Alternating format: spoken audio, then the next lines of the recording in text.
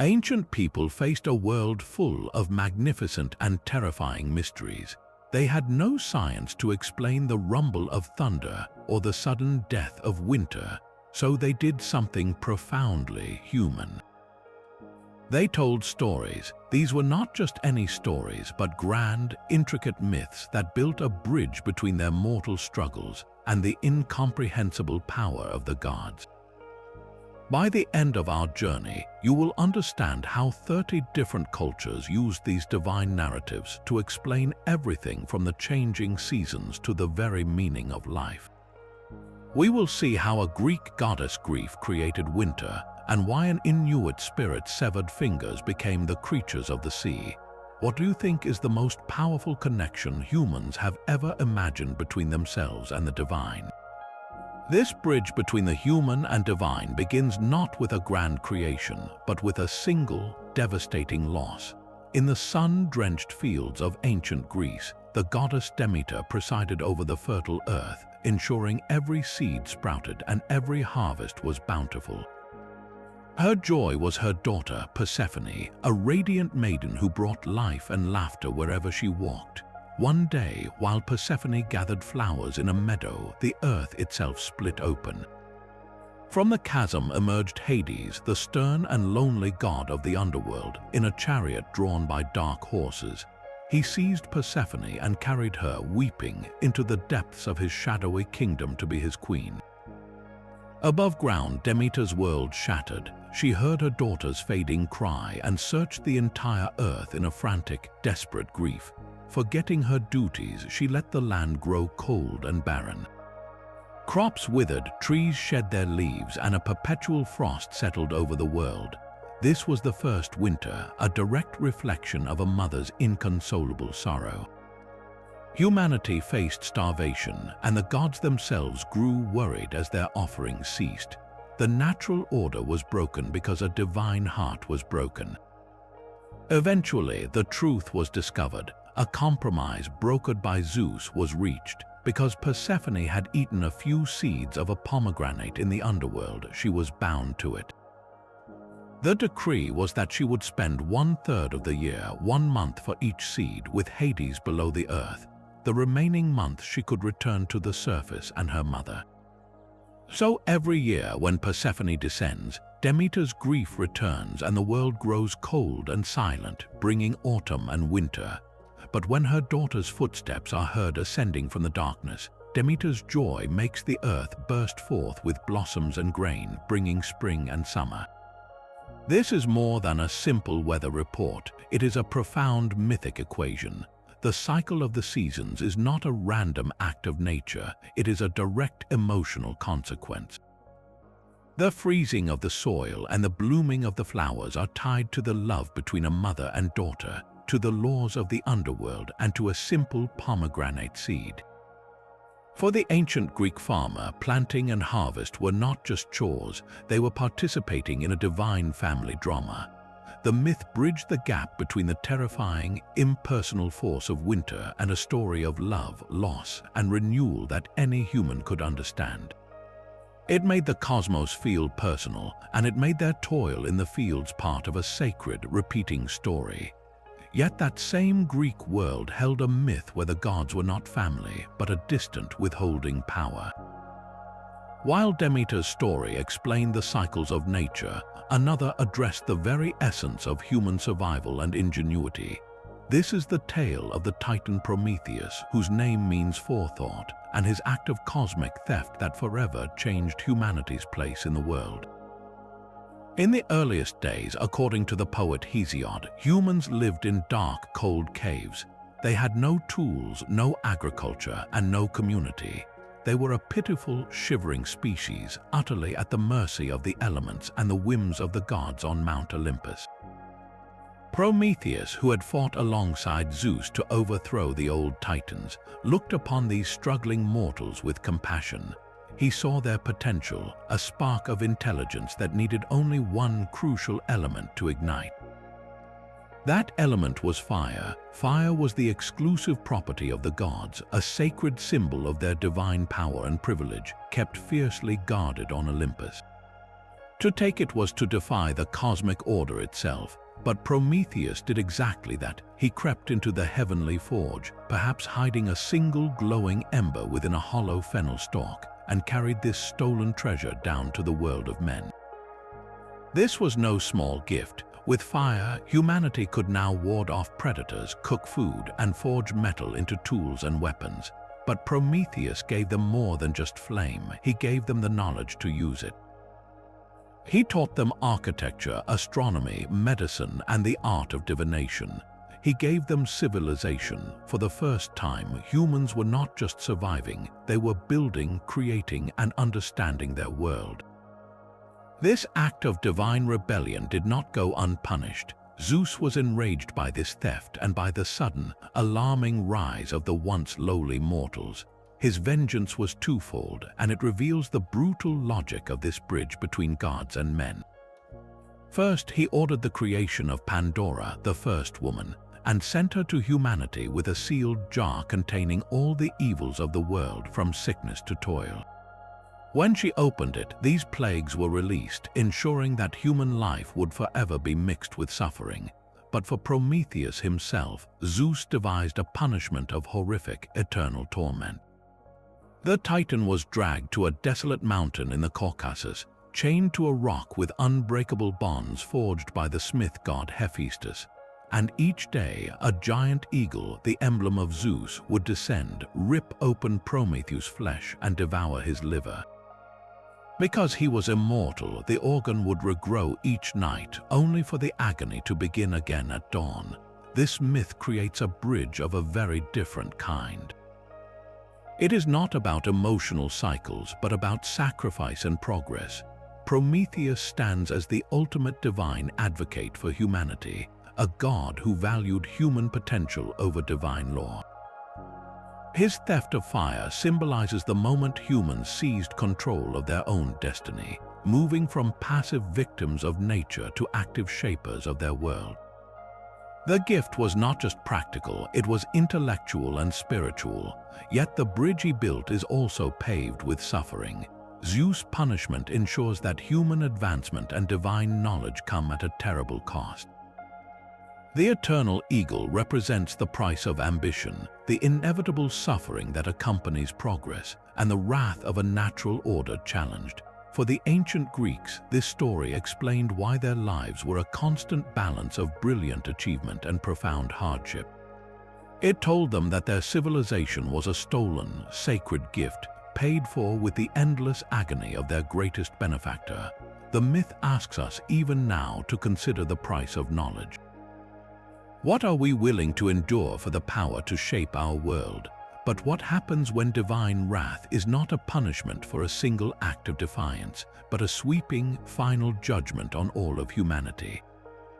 This terrifying question lies at the heart of one of the world's oldest recorded stories, a myth so powerful it echoes across continents and centuries.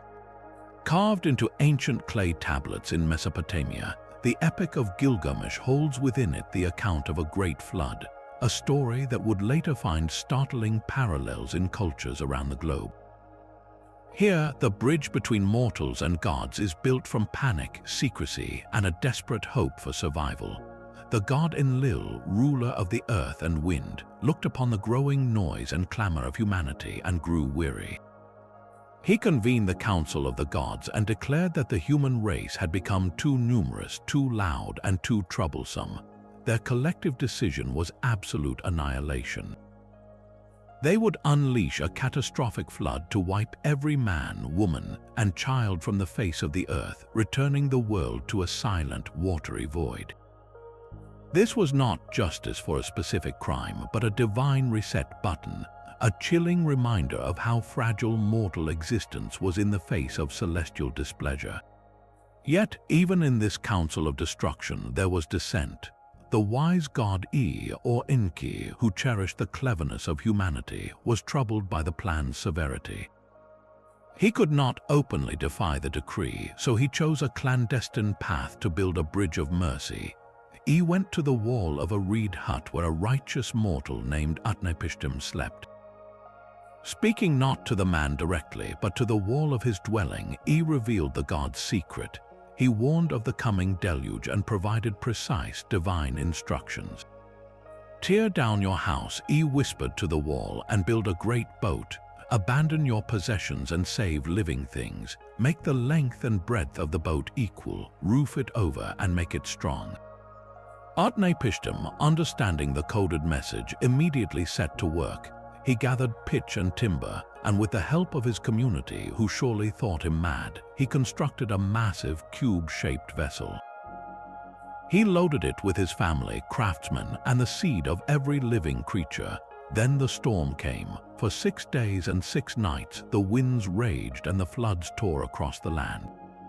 The gods themselves, watching the destruction they had unleashed, cowered in fear and retreated to the highest heaven. The world was turned into a single, raging ocean, and every human being, save those on the ark, was drowned. On the 7th day, the storm ceased. Utnapishtim's ark came to rest on a mountain peak. He sent out a dove, then a swallow, and finally a raven, which did not return, signaling that dry land had emerged. He then made a sacrifice to the gods, whose anger had now subsided, and the sweet smell of the offering drew them near. When Enlil saw the survivors, he was initially furious, but he defended his actions. He argued that punishment should fit the crime, and that destroying all of humanity for its noise was an overreaction. The gods, in their remorse, granted Utnapishtim and his wife immortality, making them like gods themselves. This myth creates a profound and complex bridge. It shows gods acting with collective, terrifying power, but also capable of regret and mercy. The bridge of salvation is built not through human virtue alone, but through a sympathetic deity's clever intervention, a whispered secret through a wall. It introduces the idea of a covenant, an implicit agreement where humanity is spared, and in some versions promised never to face total annihilation by flood again. This story provided the ancient Mesopotamians with an explanation for catastrophic natural events, but more importantly, it framed their existence within a divine narrative of trial, survival, and a hard 1-second chance. It told them their world had been cleansed and renewed, and that their continued life was itself a gift from divided, conflicted, but ultimately compassionate gods. That Mesopotamian flood was a single, terrible reset, but some cultures believed the universe itself was built on a foundation of repeated cataclysm.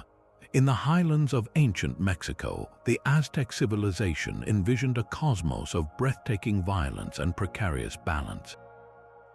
Their creation story is not one world but 5, a sequence of total destructions where the gods themselves were both architects and fuel.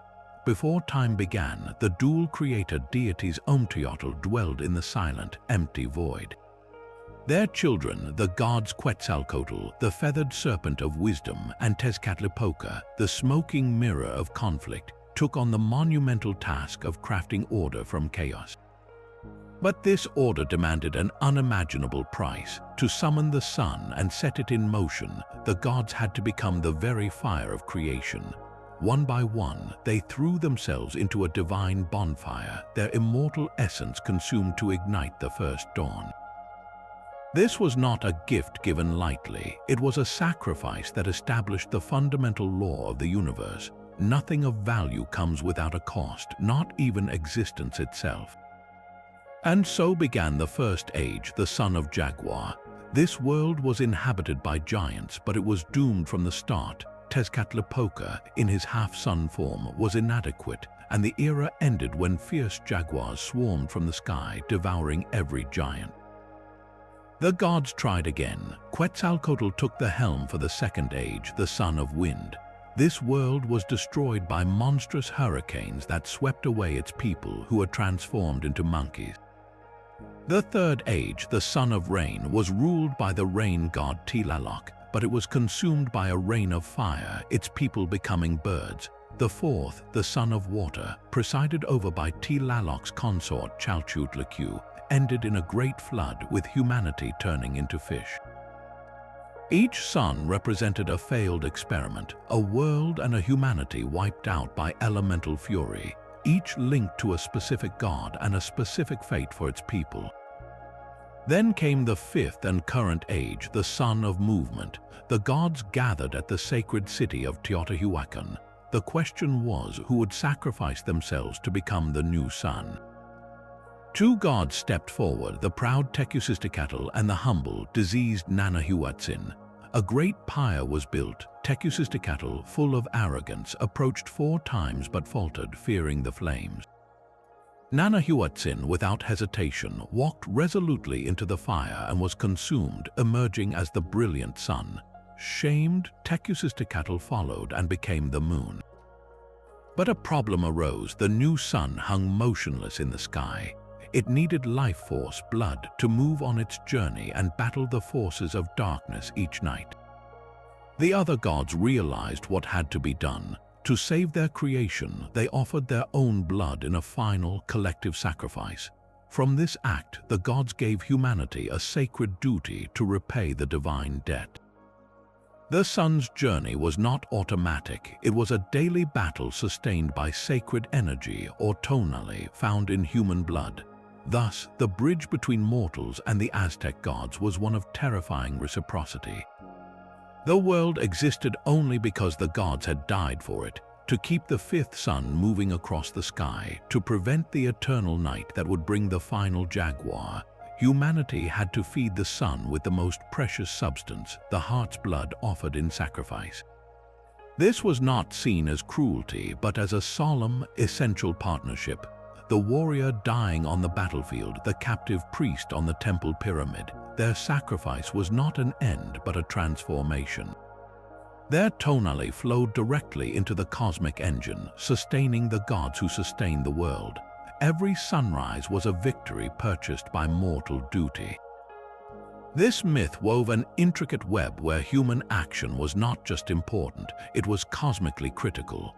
The farmer tending his maize, the mother weaving cloth, they lived in a universe that required their participation at the most fundamental level.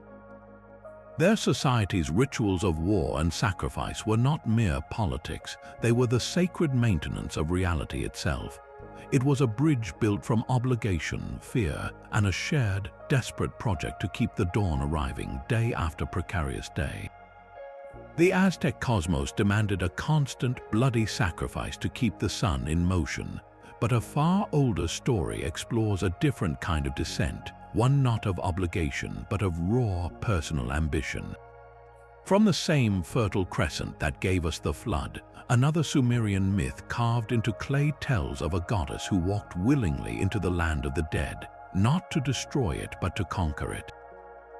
This is the story of Inanna, queen of heaven and earth, a deity of love, war, and political power, whose journey creates a bridge not through divine command, but through a shocking act of vulnerability. Inanna, radiant and proud, ruled from the great city of Yoruk. She possessed the divine me, the sacred decrees that governed all aspects of civilization, from kingship to music. Yet a restless ambition stirred within her. She set her sights on the one realm beyond her glorious dominion, the Kur, the silent, dusty underworld ruled by her older sister, the formidable and mournful goddess Ereshkigal. To descend there was an unthinkable act, for it was a place of no return where the dead ate clay and drank dust. But Inanna was determined. She adorned herself with the 7 symbols of her supreme power, her crown, her lapis lazuli necklace, her royal robe, her breastplate, her golden ring, her measuring rod and line, and finally her pala dress. She instructed her faithful servant Ninchuba that if she did not return in 3 days, to raise a lament and plead with the high gods for her rescue. Then Inanna approached the first of the 7 gates of the underworld. The gatekeeper, following Ereshkigal's stern laws, stopped her. To enter, the Queen of Heaven must be stripped of her worldly power. At the first gate, he demanded her crown. "Who are you to take my crown?" Inanna protested. "Quiet, Inanna," the gatekeeper replied. "The ways of the underworld are perfect. They may not be questioned." One by one, at each successive gate, a piece of her divine identity was removed. Her necklace, her robe, her breastplate, her ring, her rod and line, and finally her majestic dress. By the time she passed through the seventh gate, Inanna stood completely naked and bowed low before her sister's throne. She was no longer a queen, but a supplicant. Ereshkigal, the queen of the great below, fixed her eyes upon her sister. The Anuna, the judges of the underworld, passed their judgment. They looked at her, it was the look of death. They spoke to her, it was the speech of anger. They shouted at her, it was the shout of heavy guilt. The afflicted woman was turned into a corpse, and the corpse was hung on a hook. Inanna was dead, her life force extinguished, her body left to rot in the silent gloom. For 3 days, nothing moved in the world above. All acts of love, fertility, and war ceased, frozen by the absence of their goddess. True to her word, Ninchuba raised the alarm. She went first to Enlil, the sky god, then to Nanna, the moon god, pleading for help. Both refused, saying Inanna's fate was just. She had arrogantly sought a realm not meant for her. Finally, Ninchuba went to Enki, the god of wisdom and fresh water, the same clever deity who helped humanity survive the flood. Enki understood the delicate balance that had been shattered. From the dirt under his fingernails, he fashioned 2 sexless creatures, the Gala Tura and the Ker Jara. He gave them the food of life and the water of life, and sent them into the underworld with precise instructions. They found Ereshkigal not on her throne, but in the throes of agony, moaning in pain as if in childbirth. The creatures did not confront her, they mirrored her. They groaned with her, "Oh, my inside," and she said, "Oh, my outside." They groaned, "Oh, my outside," and she said, "Oh, my inside." In this profound moment of shared suffering, Ereshkigal felt a connection. As a gift for their empathy, she offered them anything they desired. They asked only for the corpse hanging on the hook. They sprinkled the food and water of life upon Inanna's lifeless body 60 times, and the goddess stirred, rising back to life. But the laws of the underworld were absolute. No one leaves the land of the dead without providing a substitute. As Inanna ascended back through the 7 gates, reclaiming her symbols of power one by one, she was followed by a troop of relentless Gala demons sent to ensure the balance was kept. They demanded a replacement. When Inanna returned to Yoruk, she found her husband, the shepherd god Dumuzi, not mourning her disappearance, but sitting upon her throne, dressed in royal robes, celebrating. Enraged by his betrayal, Inanna fixed the eye of death upon him. "It is him," she said. The demon seized Dumuzi. To avoid being taken himself, Dumuzi's compassionate sister, Inanna, offered to take his place for half of each year. A deal was struck, creating a cycle where Dumuzi would descend to the underworld for 6 months, and his sister would take his place for the other 6. This myth builds a bridge of profound intimacy and terrifying transformation. Inanna does not send a hero or a prophet, she goes herself. Her journey is one of utter deconstruction. To enter the realm of death, she must surrender every marker of her identity, her status, her beauty, her power. The bridge is built on vulnerability, on becoming nothing so that she can be reborn as something new. Her death and resurrection explain the barren and fertile seasons, mirrored in Dumuzi's cyclical fate, tying the myth to agriculture and the dying and rising of the shepherd god. But more deeply, it connects the human experience of loss, humiliation, and rebirth to a divine blueprint. Inanna's story tells us that even the Queen of Heaven is not immune to suffering, that power must sometimes be shed to be truly understood, and that return from the darkest places is possible, but it always comes with a cost. It makes the terrifying mystery of death and renewal a personal journey, even for a goddess.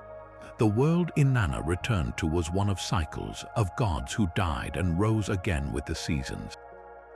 But some creation stories speak of a time before cycles, before even the land itself had form.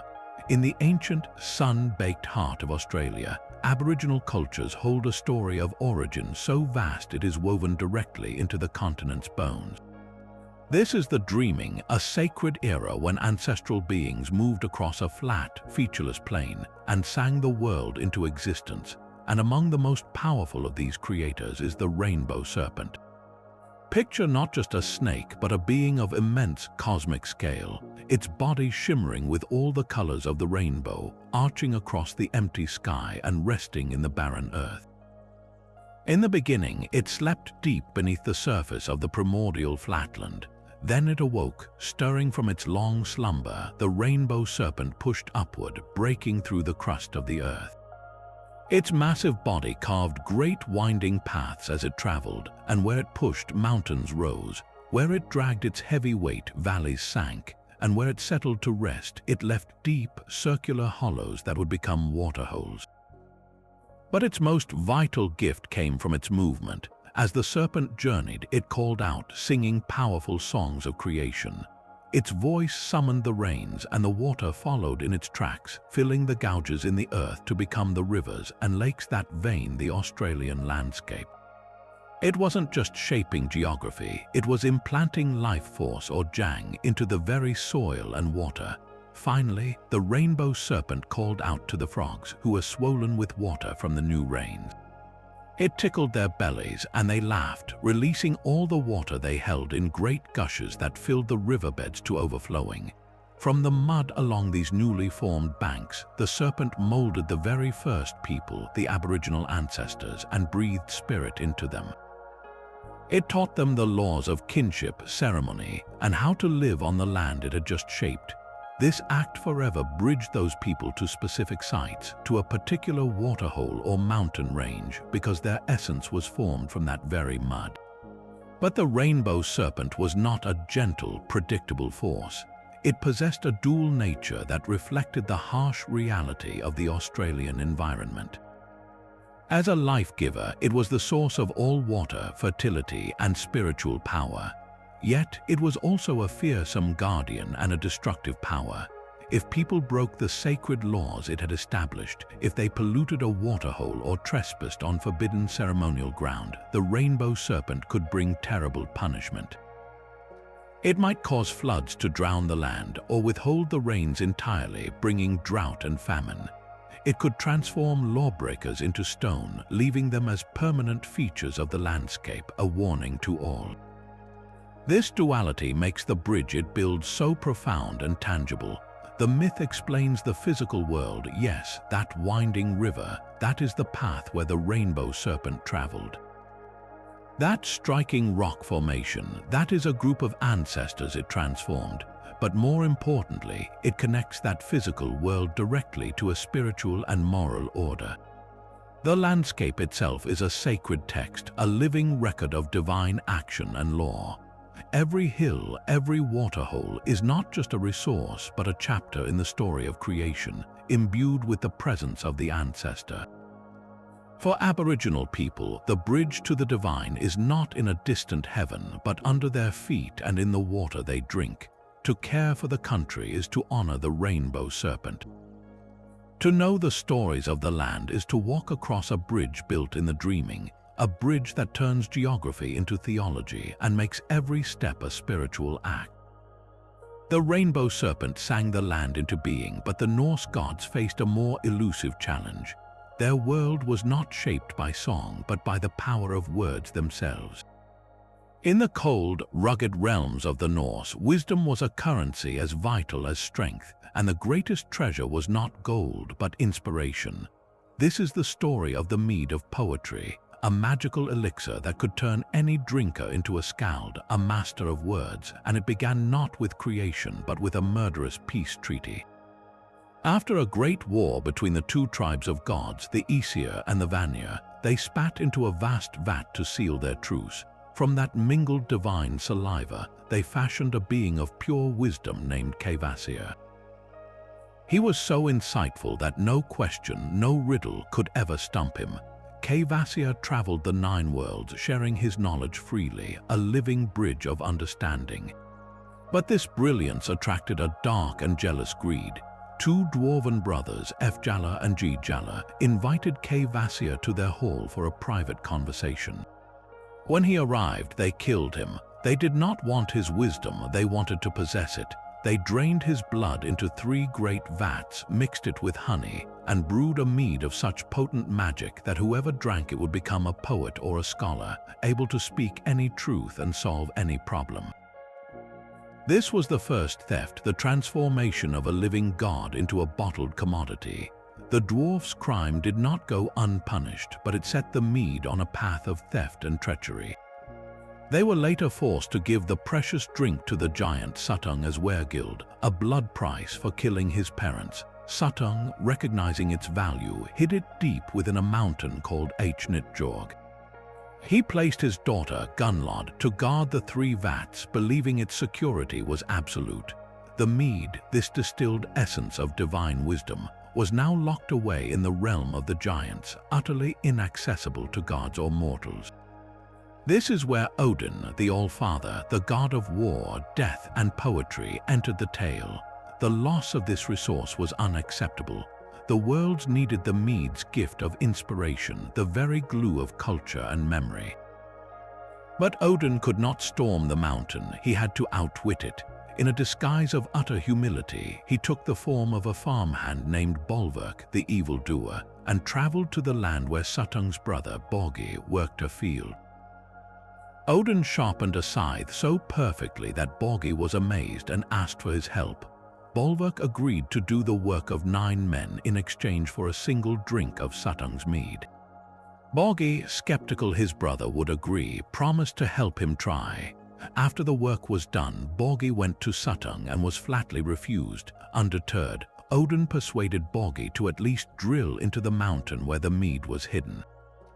The giant drilled, and when he claimed the hole was complete, Odin blew into it. Rock dust blew back into his face, proving Bogi had tried to deceive him.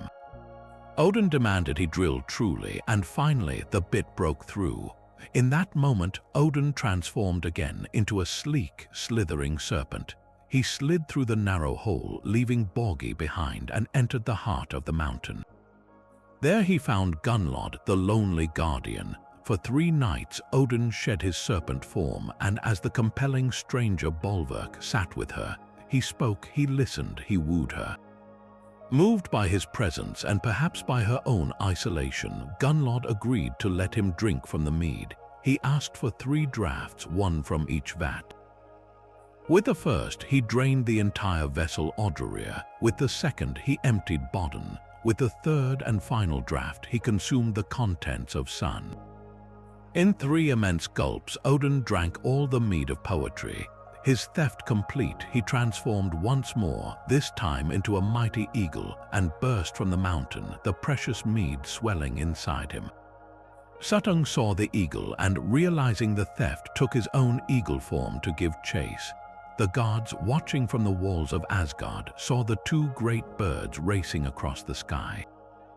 They quickly set out vats in their courtyard. As Odin strained toward home, Suttung close behind, he regurgitated the mead in a frantic stream, filling the god's containers.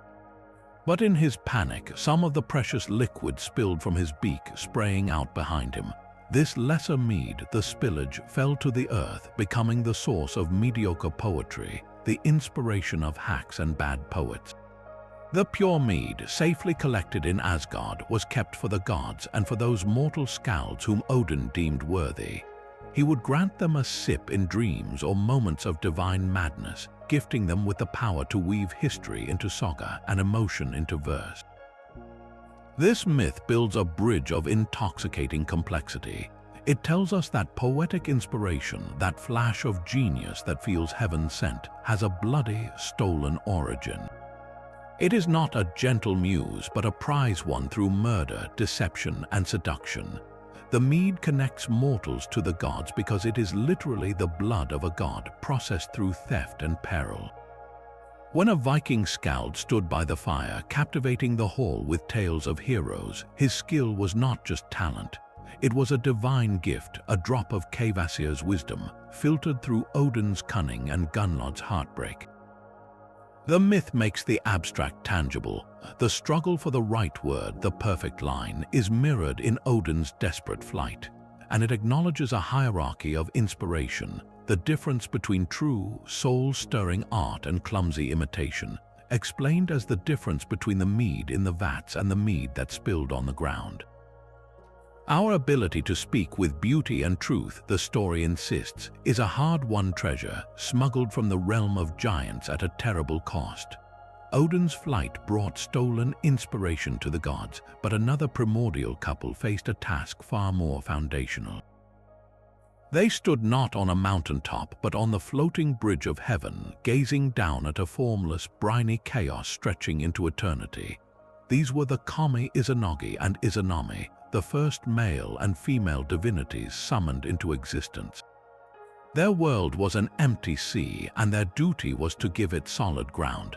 Taking the heavenly jeweled spear, Aim Nonuboko, they dipped it from the bridge into the swirling waters below. When they lifted it, drops of brine fell from its tip. Those drops did not dissolve back into the ocean. They coagulated, thickened, and formed the very first island, Onagoro. The divine couple descended from the bridge to stand upon this newborn, unstable land. Here, they decided to perform a ritual of union to create more of the world. They built a great pillar, the heavenly august pillar, and around it they built a hall. Izanagi walked to the left of the pillar, Izanami to the right. When they met on the other side, Izanami, the female, spoke first, saying, "What a fine young man." Izanagi then replied, "What a fine young woman." Their union was consecrated, and from it, the islands of the Japanese archipelago were born, one after another. Then they gave birth to the gods, the Kami of the mountains, rivers, trees, and winds, filling the new land with spiritual essence, but their final creation carried a curse. When Izanami gave birth to the god of fire, Kagetsuchi, his fiery nature so severely burned her that she fell mortally ill. From her vomit, her feces, and her urine, more Kami emerged in her agony, and then she descended into Yomi, the dark and polluted land of the dead. Izanagi was shattered by rage and grief.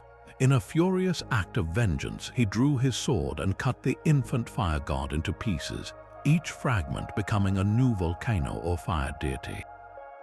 But his sorrow soon outweighed his anger. He resolved on a desperate journey to descend into Yomi and bring his beloved back to the land of the living. He found the entrance to the underworld and called out to her. Izanami, from within the shadows, answered. She pleaded with him to wait, warning him not to look at her, for she had already eaten the food of Yomi and could not leave without permission from its rulers. But Izanagi, impatient and desperate, could not obey. He broke off a tooth from his comb, lit it as a torch, and pushed forward into the darkness to find her. The flickering light revealed a horrifying sight. The beautiful Izanami was now a rotting, swollen corpse, with maggots squirming in her flesh and thunder gods raging in her belly. This was the true face of death, and the sight broke the sacred taboo. Shrieking in humiliation and rage, Izanami screamed that he had shamed her. She summoned the hideous hags of Yomi to chase him. Izanagi turned and fled, throwing his headdress, which became grapes, and then his comb, which became bamboo shoots, to delay the pursuers. Finally, as he reached the boundary between Yomi and the living world, he pushed a massive boulder to seal the entrance forever. From opposite sides of the stone, they spoke their final words. Izanami declared, "My beloved former husband, if you do this, I will strangle 1,000 of the people of your land every day." Izanagi responded, "My beloved former wife, if you do that, I will build 1,500 birthing huts every day." With this terrible vow, the separation was made absolute. Life and death were now divided by an impassable barrier. Izanagi, polluted by his contact with death, performed a purification ritual in a river. As he washed, the very act of cleansing created more Kami. From the water in his left eye was born Amaterasu, the radiant sun goddess. From his right eye came Tsukuyomi, the moon god, and from his nose burst Susanoo, the volatile storm god. This myth does more than explain the geography of Japan. It establishes the fundamental, painful order of existence. The first act of creation was a cooperative ritual between male and female, but it was undone by a single moment of broken trust and forbidden sight. Izanagi's peek into Yomi was not mere curiosity, it was a confrontation with a truth too terrible to bear, that the beloved is subject to decay. The boulder he rolled was not just a physical barrier, it was the mythic moment that defined mortality itself.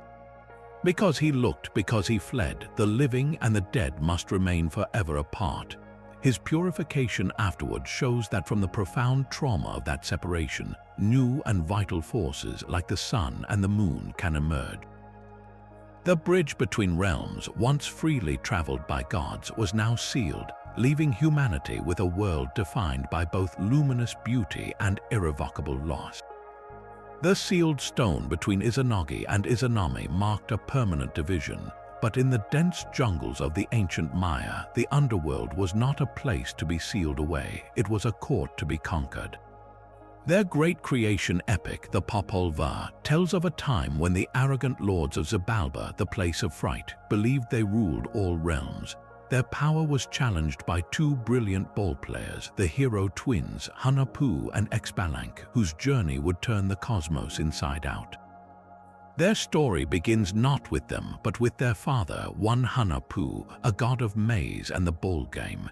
He and his brother made so much noise playing on their surface world court that they disturbed the lords of the underworld. Annoyed by the racket, the death god sent a summons, an owl messenger inviting the brothers to a game in the splendid courts of Xibalba. It was a trap. The path to the underworld was steep and treacherous, filled with deadly obstacles, but the brothers, eager for the challenge, went willingly. Upon arrival, they faced the first test, a darkened hall where they were greeted by two carved figures. Mistaking the statues for their hosts, they politely offered greetings. The real lords of Xibalba, hidden in the shadows, erupted in cruel laughter at this social blunder. They had already won, proving the surface gods were fools. The tests grew worse. The brothers were given cigars and torches and ordered to keep them lit all night, but the gods had secretly replaced them with unburnable versions.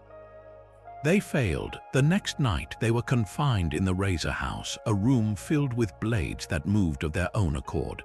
One by one, the lords of Xibalba defeated them through trickery. The final fate of one Hunahpu and his brother was grim. They were sacrificed on a ball court, and the head of one Hunahpu was placed in a barren calabash tree as a warning. Yet from this defeat, a new hope was seeded. The daughter of a Xibalba lord, drawn by the mysterious fruit in the tree, approached. The skull in the branches spoke to her, and it spat into her hand, magically impregnating her. Banished from the underworld for this transgression, she ascended to the surface world, where she gave birth to the hero twins Hunahpu and Xbalanque. From their very origin, they were a bridge, born of a union between a slain maize god and a daughter of death itself. The twins grew to be clever and powerful, expert hunters and ball players like their father. They too annoyed the lords of Xibalba with the noise of their game. Another summons was sent, another invitation to the fatal ball court below, but this new generation had learned from their father's fatal mistakes. Their grandmother gave them sage advice, and they outwitted the gods before even arriving. They sent a mosquito ahead to bite each lord, and by listening to the curses each one uttered when bitten, they learned all their secret names. When they entered the dark hall of Xibalba, they did not greet the statues. They walked directly to each lord and addressed him by his true name, robbing the death gods of their first and favorite weapon, deception. The trials began again, but the twins were ready. In the House of Gloom, they used a macaw feather to make their torch appear bright while letting it secretly go out, then relighting it at dawn. In the House of Cold, they huddled together for warmth and survived the freezing winds. In the House of Jaguars, they threw bones to the beasts to distract them.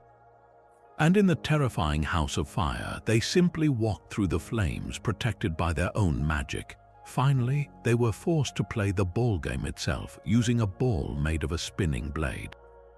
They allowed themselves to lose, knowing it was part of a larger plan. The lords of Xibalba, furious that mere tricks could not kill them, ordered their sacrifice.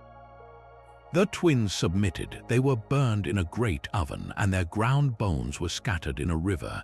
This was the moment of their ultimate victory.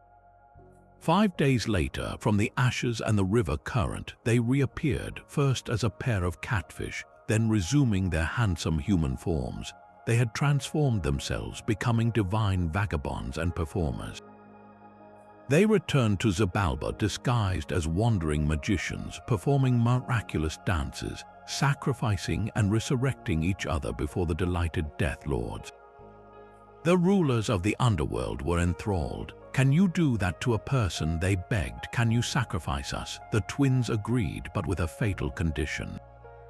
"We can bring you back," they said, "but to do the magic properly, we must cut out your hearts." Blinded by the desire for immortality, the lords of Xibalba consented. Hunahpu and Xbalanque sacrificed them, but this time they did not bring them back to life.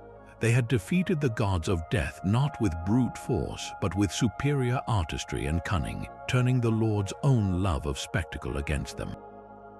With Xibalba overthrown, the twins ascended from the underworld, not back to the mundane surface, but into the sky itself. One brother became the sun, the other the moon, lighting the world their father's generation had failed to properly create. This myth builds a bridge of brilliant, hopeful subversion. It tells us that the dark powers below are not invincible, they are vain and can be outsmarted. The hero twins are profoundly relatable. They are clever sons avenging a father, using wit and teamwork against impossible odds. Their journey makes the celestial bodies personal. The sun and moon are not distant rocks. They are victorious brothers who walk through fire and trick death itself. For the Maya, playing the ritual bowl game was not just sport. It was a reenactment of this cosmic struggle, a way to touch the heroism that ordered their universe and guaranteed the sun would rise. The hero twins conquered death with cleverness, but a Greek musician attempted a more direct appeal, using the one power he believed could soften even the hardest heart in the universe.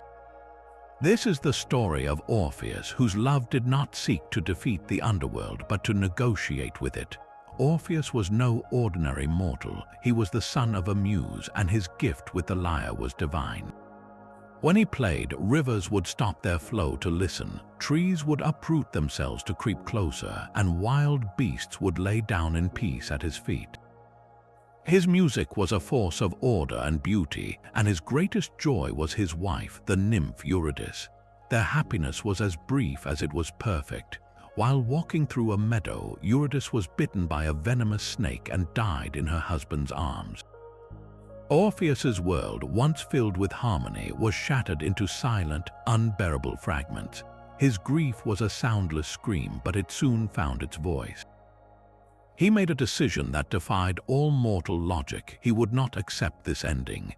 Taking only his lyre, he journeyed to the very gates of the underworld, the realm of Hades and Persephone, a place from which no living soul had ever returned.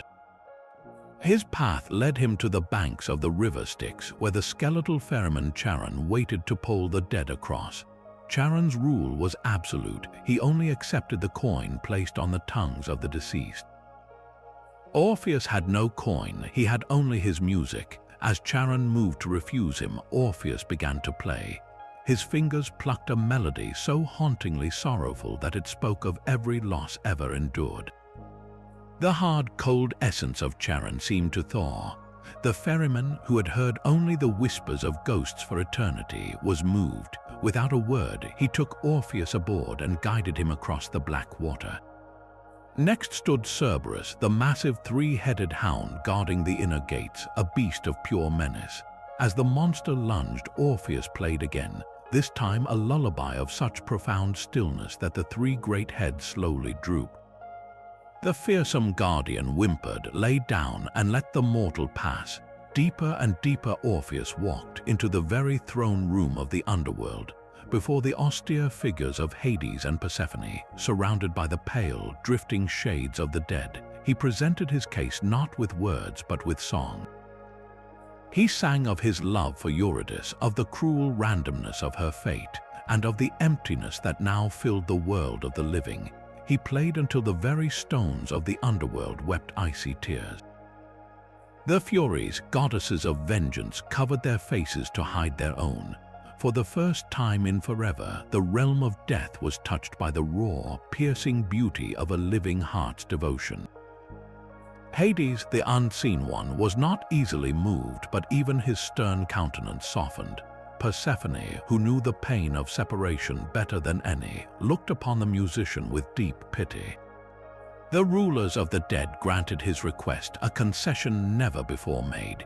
Eurydice could follow him back to the world of the living, but there was one non-negotiable condition born from the ancient laws of the underworld. Orpheus must walk ahead and never once look back to see if she was following. He must trust completely from the moment they left the throne room until they both stepped into the sunlight. If he turned to look at her before they reached the surface, the gift would be revoked forever. With a heart swollen with hope and terror, Orpheus agreed.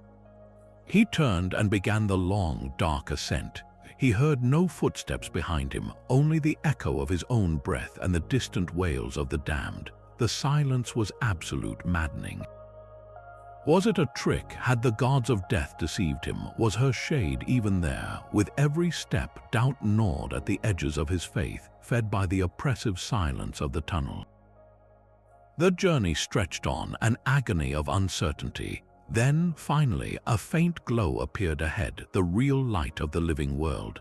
In a moment of overwhelming human weakness, just as he crossed the threshold into the air, Orpheus turned. He saw her, his Eurydice, beautiful and whole, but still within the shadow of the cave. Their eyes met for one fleeting, heartbreaking second. A soft farewell formed on her lips, not of anger, but of infinite sorrow. Then she was pulled back, not falling, but fading, dissolving into the darkness like mist before the dawn. He reached for her, but his hands closed on empty air. The gates of Hades sealed shut, this time irrevocably. His art had built a bridge across the ultimate divide, a bridge made of melody and emotion that even death could not ignore. But the final step required a faith beyond human capacity, a trust that could survive the utter silence of the return journey. Orpheus failed not because he did not love enough, but because he loved too humanly. His doubt was the final tragic note in his song. The myth tells us that art possesses a power so profound it can sway cosmic rulers and bend the rules of existence itself. Yet it also reveals a brutal limitation. The human heart, for all its creative genius, remains vulnerable to its own fragility. The bridge was built, but it could only be crossed under a condition that tested the very essence of faith, a test that, in this story, love alone could not pass. Orpheus' failure was a tragedy of doubt, but the Norse gods faced a crisis where their very survival hinged on a plan so absurd it bordered on comedy. The most terrifying weapon in the Nine Realms, Thor's mighty hammer Mjolnir, was gone. The giant Thrym, lord of the Jotunheim, had stolen it, burying it 8 miles beneath the earth.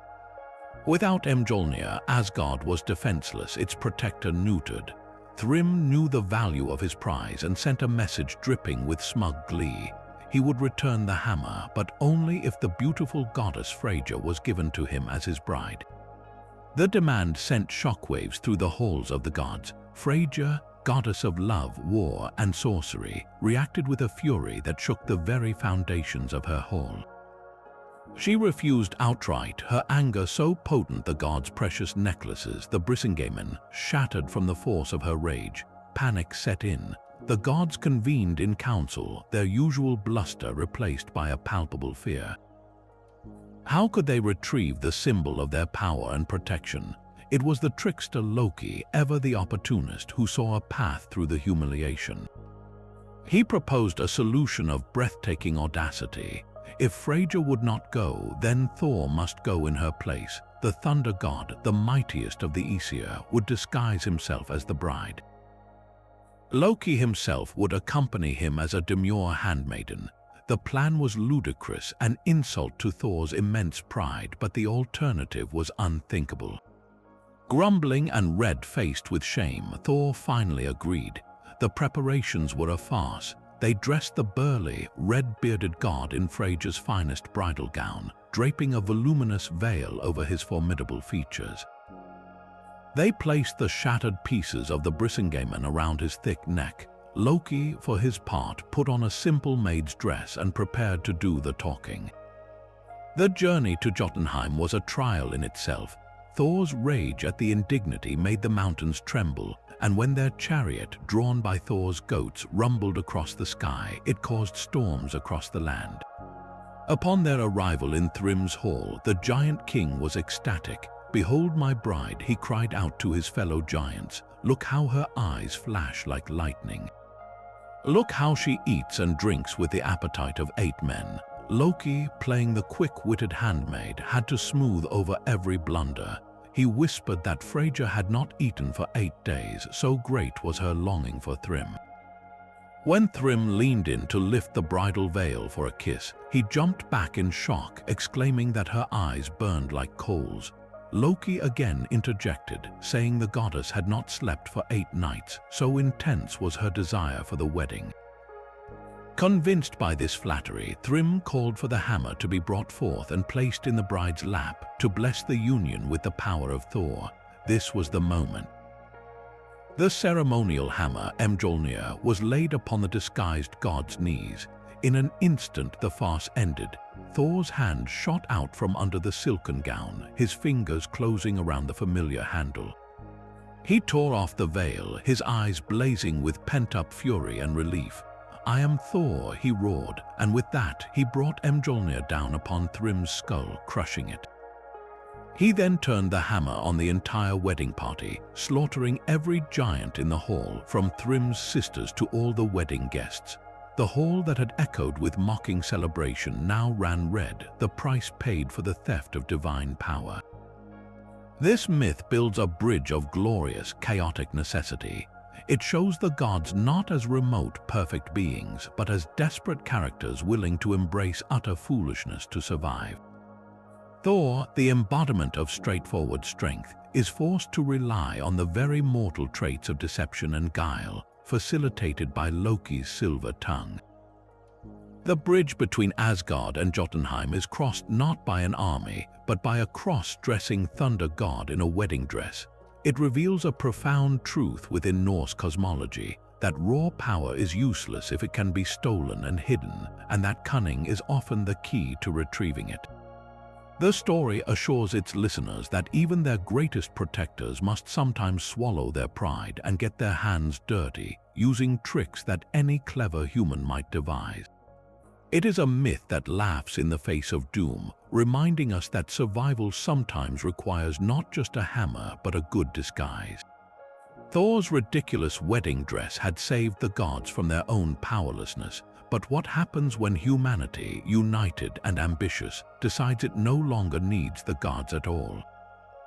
In the fertile plains of ancient Mesopotamia, after the great waters of the flood had receded, a new generation of humanity arose. They shared a single, common language, a tool of perfect understanding that allowed them to coordinate with unimaginable efficiency.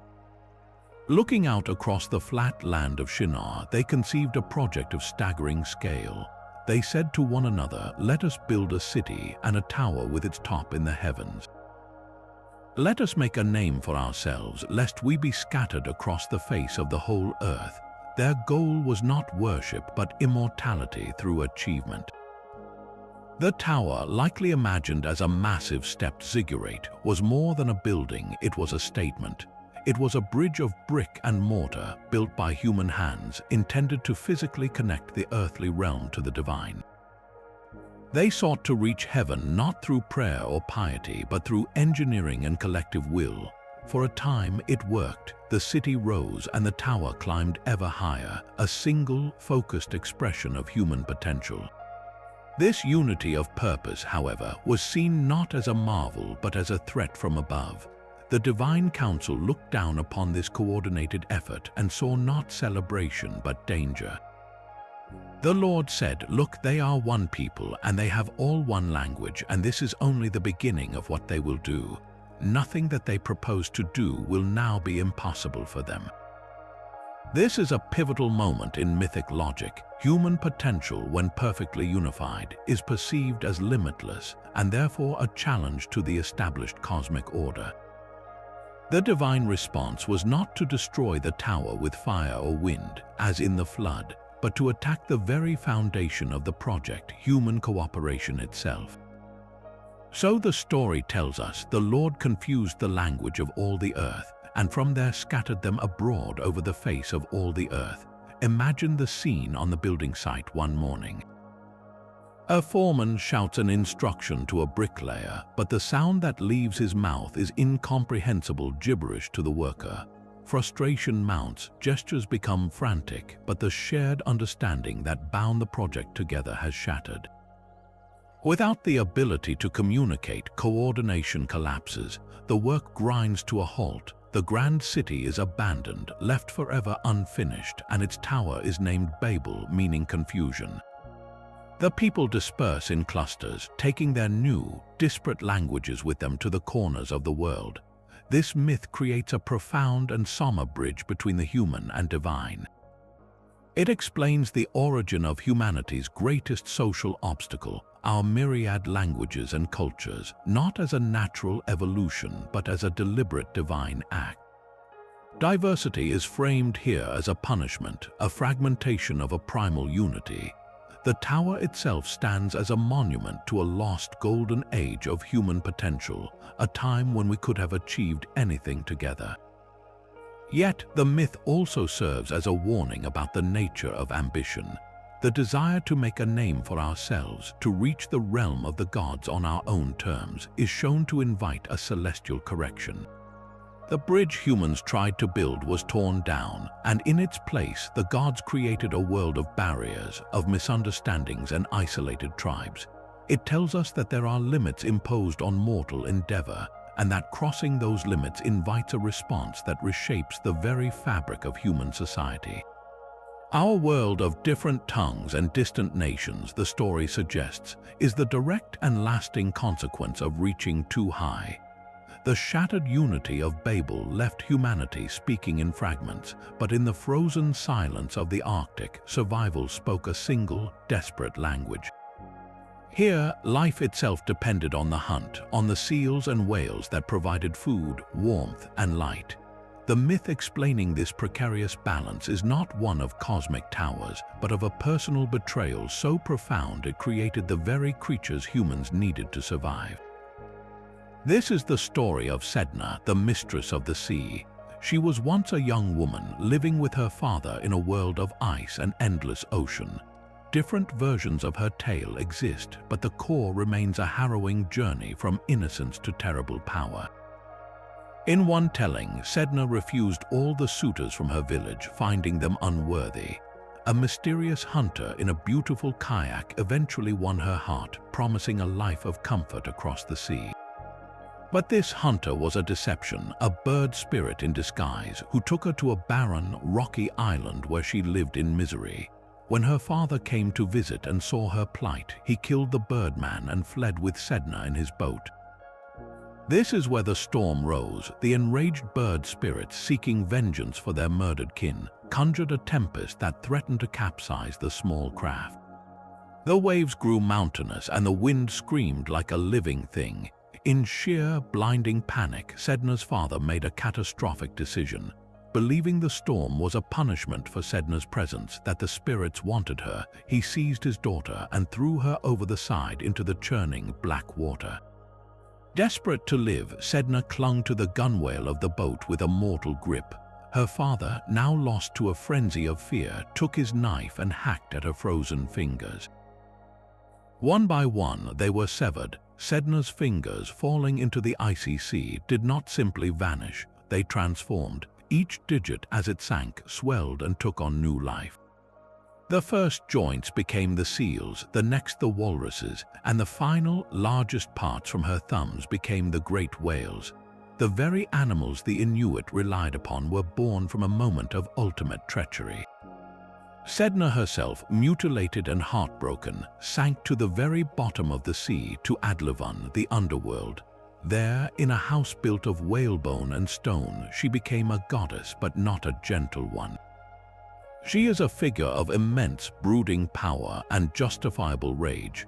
Her hair, matted and tangled with the sins of humanity, is perpetually dirty. When it becomes too fouled, the sea grows restless, and the animals she created hide from the hunters, leading to famine on the ice above. This is where the crucial bridge is built between the mortal and divine realms. The Inuit could not simply pray from a distance. To ensure the sea mammals would give themselves to the hunt to calm the storms and bring back the food, a direct line of communication was needed. This was the sacred duty of the Angakok, the shaman. In a trance state, guided by drumming and ritual, the shaman's spirit would undertake a perilous journey to the seafloor.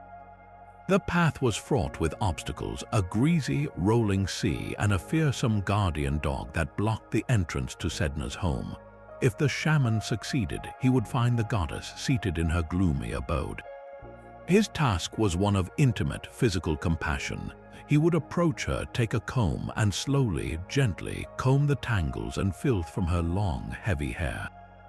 As he performed this act of care, he would also speak to her, soothing her anger, apologizing for the wrongs of humanity, and pleading for the release of the animals.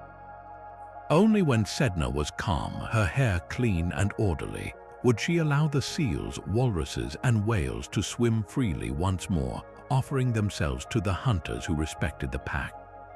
This myth creates a bridge of profound ecological and spiritual reciprocity. It tells a people living on the razor's edge of survival that the source of their food is born from trauma, and that its continued provision depends on moral and ritual upkeep.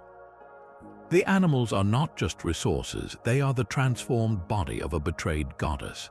The shaman's journey is not magic, it is essential maintenance, a cleaning of the cosmic order that has been polluted by human failings. Every successful hunt is therefore a gift from Sedna, a sign that the relationship, however strained, is still intact. It is a haunting reminder that the line between survival and starvation, in that vast white silence, is drawn by the state of a goddess hair and by the courage of those willing to journey into the dark to comb it. Sedna's world was one of frozen balance, maintained through ritual and remembrance.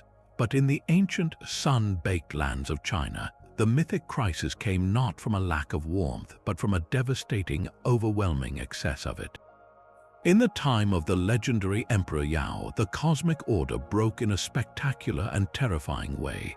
High in the heavens, the Jade Emperor, ruler of all, had 10 sons. Each of these sons was a sun, and by divine decree, they were to take turns crossing the sky in a single, orderly chariot, providing light and warmth to the world below. But the sons were young, reckless, and brimming with power. One fateful morning, they decided it would be far more exciting to appear together. All 10 suns leaped into the sky at once, their chariots racing across the heavens in a chaotic, blinding procession. The effect on the mortal realm was catastrophic. The rivers and lakes began to boil away. The forests and grasslands ignited into continent-wide wildfires. The very soil cracked and turned to dust, and the crops withered in an instant. Monstrous creatures, usually hidden in the shadows, crawled forth from the parched earth to prey upon the suffering people. Humanity faced not just famine but total annihilation, burned alive by a broken celestial agreement. The Jade Emperor, seeing the devastation from his heavenly palace, knew he had to act. But intervening directly against his own children was a delicate matter. He needed an agent, a figure who could operate in that space between the divine command and the mortal emergency. He chose the archer Huyi. Huyi was not a mere mortal, he was a semi-divine hero, married to the moon goddess Chang, and possessed of peerless skill with a bow. He was the perfect bridge, connected to heaven yet living on earth, understanding the plight of the people below. The emperor summoned Huyi and gave him a sacred white bow and a quiver of magical arrows, charging him with resolving the crisis and restoring balance. Huyi descended to the scorched earth and witnessed the horror firsthand. He saw the blistered land and the desperate people hiding in caves from the relentless heat. He knew what had to be done, but he also understood the gravity of the act. These were the sons of the supreme deity. To shoot them down was an unimaginable defiance. Yet the survival of all creation was at stake. Hui first attempted reason. He stood on a high mountain, lifted his arms to the sky, and pleaded with the 10 sons. He begged them to consider their duty, to remember the order of their father, and to spare the world below. The sons, intoxicated by their own radiance and their chaotic game, only laughed, shining even brighter in mockery. Seeing that persuasion was hopeless, Hui made his choice. He would side with life. He knocked one of the magical arrows, drew the white bow with all his strength, and took aim at the searing sky. The first arrow flew with a sound like tearing silk, a streak of light against the greater light. It struck true. One of the suns exploded in a shower of golden sparks and fell from the heavens, its light extinguished. A wave of relief, a slight cooling of the air, washed over the land. Emboldened, Hui did not stop. One by one, he drew and shot, his face set in determined focus. 8 more times the magical arrows found their marks. 8 more suns were struck down, their fiery essences snuffed out, until only a single, original sun remained in the vast, suddenly gentle sky. The earth, steaming and scarred, began to cool. The rains returned, and life, resilient and grateful, slowly stirred from the ashes. Hui had not destroyed the suns out of malice. He had performed a drastic, surgical correction. He had restored the balance between the celestial and terrestrial realms, enforcing the rule that the gods themselves had broken. His action was the ultimate intervention, a mortal adjacent hero making the conscious decision to save humanity by challenging the divine children. For this, he was celebrated as the greatest of culture heroes, the divine archer who stood between heaven and earth. Yet, myths of such profound intervention rarely end with simple gratitude. The Jade Emperor, while his command had been carried out and his world saved, was also a father who had lost 9 sons. Hui's heroic deed carried a complex cost, placing him forever in that ambiguous space between the grateful people he saved and the heavenly court that could never fully welcome the slayer of its own. The bridge he built was one of necessary violence, a reminder that sometimes the balance of the world depends on a single, perfectly aimed arrow. The sun that Hui saved brought ordered light, but another god arrived in Greece trailing shadows and chaos. Dionysus was a paradox, a divine child born from a mortal mother, Semele, and fathered by Zeus. His very origin was a transgression, a crossing of the line between immortal and mortal that many refused to accept. Unlike the serene Apollo or the majestic Athena, Dionysus was the god of the vine, of ecstatic release, of theater, and of ritual madness. He did not arrive on Olympus as a birthright. He had to fight for his place, and his journey to claim it wove a wild, terrifying bridge between the sanity of daily life and the divine frenzy that lies just beneath. He was born twice, first when his mother, tricked by a jealous Hera, asked to see Zeus in his full divine glory and was incinerated by the sight. Zeus rescued the unborn infant, sewing him into his own thigh until he was ready to be born a second time. This double birth marked him as an outsider, a god with one foot in each world. As a youth, he traveled far beyond Greece to Egypt, India, and Asia, spreading his cult. His followers were not priests in temples, but bands of maenads, women who left their homes and families to roam the mountains. They wore fawn skins, carried Theus' staffs tipped with pine cones, and danced themselves into a sacred madness. Through Dionysus, they touched a power that was both terrifying and liberating, a direct connection to a force that dissolved the ordinary self. This divine invasion of the everyday was rarely welcomed. City after city, king after king, tried to reject him, to uphold sober order against the god of ecstasy. Their resistance always ended in catastrophe, a lesson in the peril of denying this particular bridge. When King Lycurgus of Thrace drove the maenads into the sea with an ox goad, Dionysus drove him mad. Lycurgus, believing he was cutting down a vine, murdered his own son with an axe, and his kingdom withered into barrenness. The most famous resistance came from Pentheus, the young king of Thebes, Dionysus's own cousin. Pentheus was a ruler of strict, rational order. He saw the gods' growing cult as a threat to civic discipline, a dangerous unleashing of female passion. He had Dionysus arrested and bound, but the bonds simply fell away. Dionysus, disguised as a charismatic priest, easily manipulated the king's curiosity and arrogance. He persuaded Pentheus to spy on the Maenads' secret rites on Mount Cithaeron. Pentheus, dressed in women's clothing, hid in a tree, but the Maenads, in their divine frenzy, sensed his presence. Led by his own mother, Agave, they swarmed the tree, tore it down, and in a horrific blur of ecstatic violence, they ripped Pentheus limb from limb. Agave returned to the city triumphantly carrying her son's head, believing it to be the head of a mountain lion, only to have her sanity slowly return under Dionysus's power, revealing the grisly truth. This is the brutal core of the Dionysian bridge. The god does not offer gentle solace, he offers an overwhelming truth that civilization is a thin veneer over primal, creative, and destructive forces. To refuse him is to be shattered by those forces. To accept him through the controlled release of wine and theater is to safely cross that bridge and return. The wine he gave was not mere drink, it was liquid divinity, a temporary madness that could bring joy or reveal hidden truths. The theater that emerged from his festivals was a sacred space where society could collectively witness stories of hubris, fate, and passion, experiencing catharsis without tearing the city apart.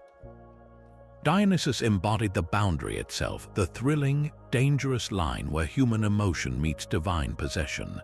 He taught that to be fully human was not to always be in control, but to acknowledge the wild god within, and to build a ritual path to visit him and return home before the dawn.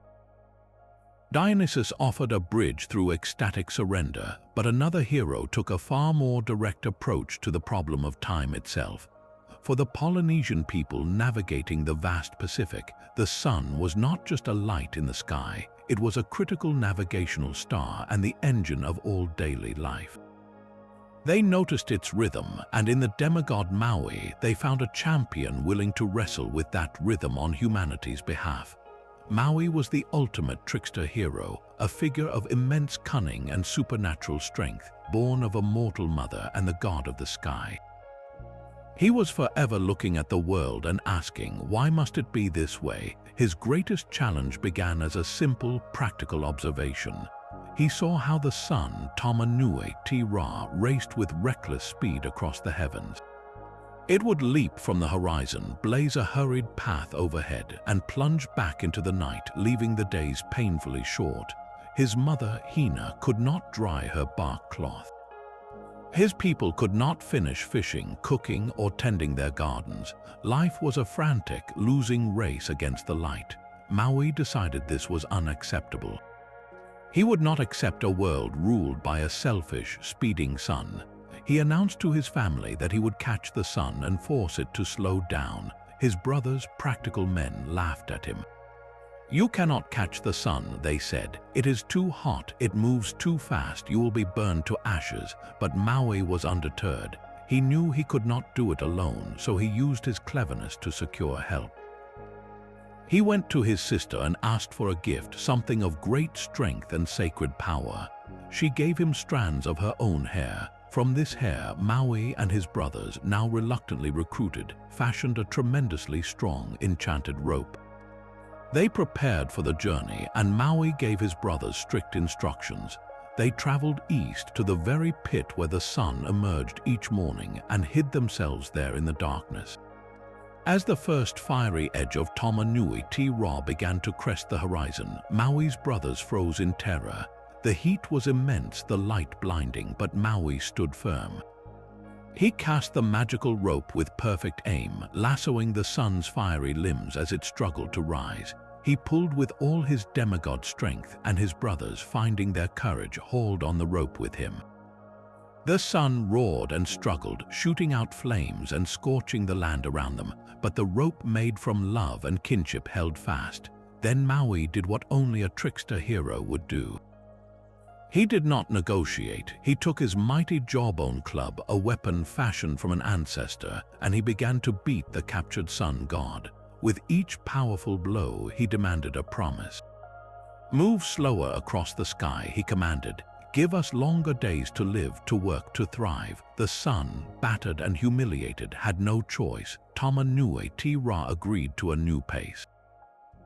From that day forward, the sun moved with a slow, dignified walk across the heavens, granting the long, warm days that allowed crops to grow, cloth to dry, and life to flourish. This myth builds a bridge of breathtaking audacity. It is not about accepting divine decree or pleading for mercy. It is about a demigod, a being of both worlds, using his unique position to physically intervene in the cosmic machinery for the direct, tangible benefit of humanity.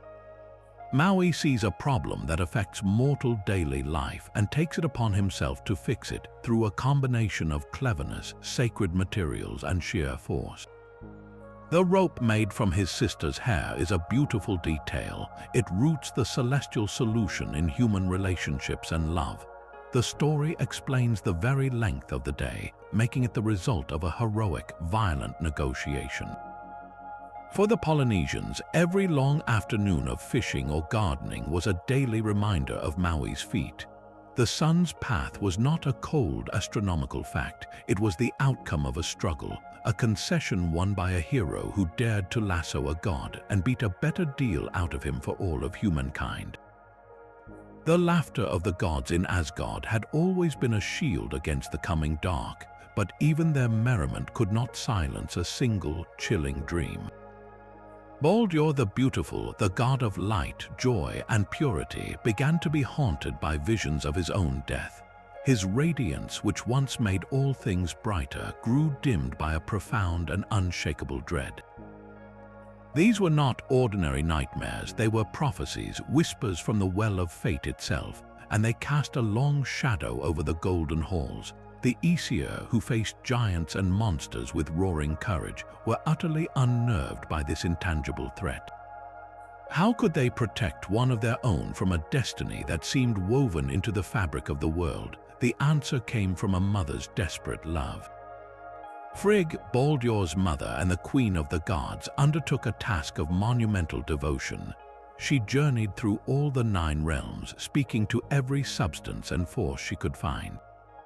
She extracted solemn oaths from fire and water, from iron and every other metal, from stone and earth, from every species of tree and plant, from every sickness, poison, and animal. One by one, they all swore they would never harm the beloved Baldur. With these vows secured, the gods returned to their games. They found a new, macabre sport, for it seemed the oaths held true. They would stand Baldur in the center of their great hall and hurl every manner of weapon at him. Spears would turn aside in mid-air, axes would blunt themselves on his chest.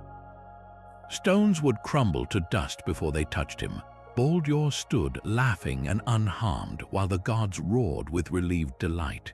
It was a celebration of their victory over fate, a defiance of the prophecies. But in their jubilation, a single, seemingly insignificant detail was overlooked. Frigg, in her exhaustive quest, had encountered a young mistletoe plant growing on the branch of an oak. It appeared so small, so soft and harmless that she deemed it unworthy of an oath. It could not possibly be a threat. This single omission was the crack in the universe, and Loki, the shape-shifting agent of chaos, was watching for exactly such a crack. He saw the oversight, and where others saw joy, he saw an opportunity for exquisite malice. Disguising himself as an old woman, he went to Frigg and, in casual conversation, confirmed the rumor that all things had sworn the oath. "Is it truly everything?" he asked. Frigg, unsuspecting, confided her one small lapse, the mistletoe on the western oak. "It was so young," she said, "it seemed too unimportant to bother with." Loki departed, a cold smile on his lips. He went straight to the western oak, cut a sprig of the pale green mistletoe, and carved it into a sharp, slender dart. Then he returned to the gods' gathering. He found Hodder, Baldur's own brother, standing apart from the merriment. Hodder was blind, unable to join in the sport, and he felt his exclusion deeply. Loki approached him with feigned kindness. "Why do you not honor your brother?" he asked. "Let me guide your hand so you too can play this game." He placed the mistletoe dart in Hodder's hand, aimed his arm, and helped him throw. The small dart flew across the hall, a sliver of green against the torchlight. It struck Baldur, and where every weapon of power had failed, this one insignificant thing pierced him through. The god of light fell, dead before he hit the ground. The laughter in the hall died instantly, replaced by a silence more terrible than any scream. The gods were frozen, first in disbelief, then in a grief so vast it was beyond sound. This was not a death in battle, it was a murder born of trust betrayed, a perfect crime executed through a blind man's hand. The bridge this myth builds is one of devastating intimacy. It connects the mortal experience of sudden, senseless loss to the very heart of the divine pantheon. The grief that follows is profoundly human, a raw, howling void where light used to be.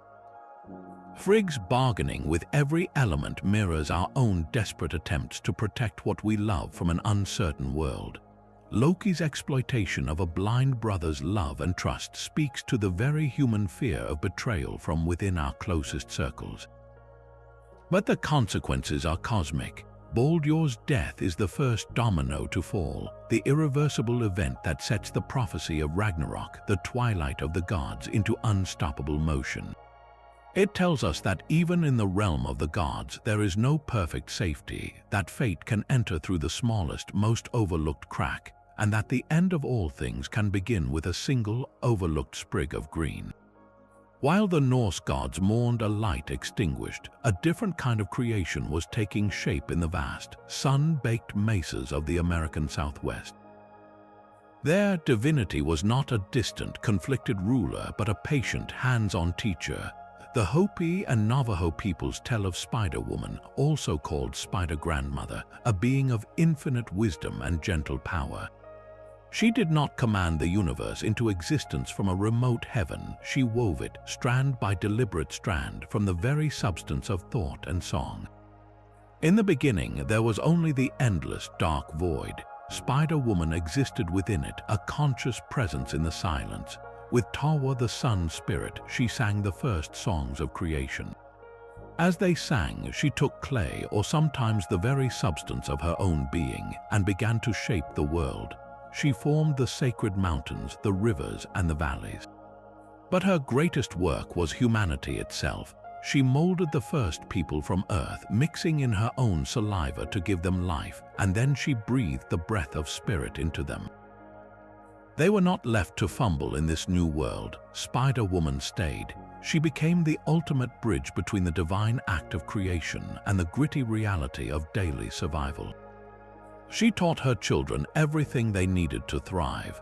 She showed the women how to weave, taking the cotton they grew and demonstrating the intricate patterns that held both beauty and utility, turning fibers into blankets, baskets, and clothing. This was no small gift. Weaving was a sacred art, a reflection of the cosmic web she herself had spun.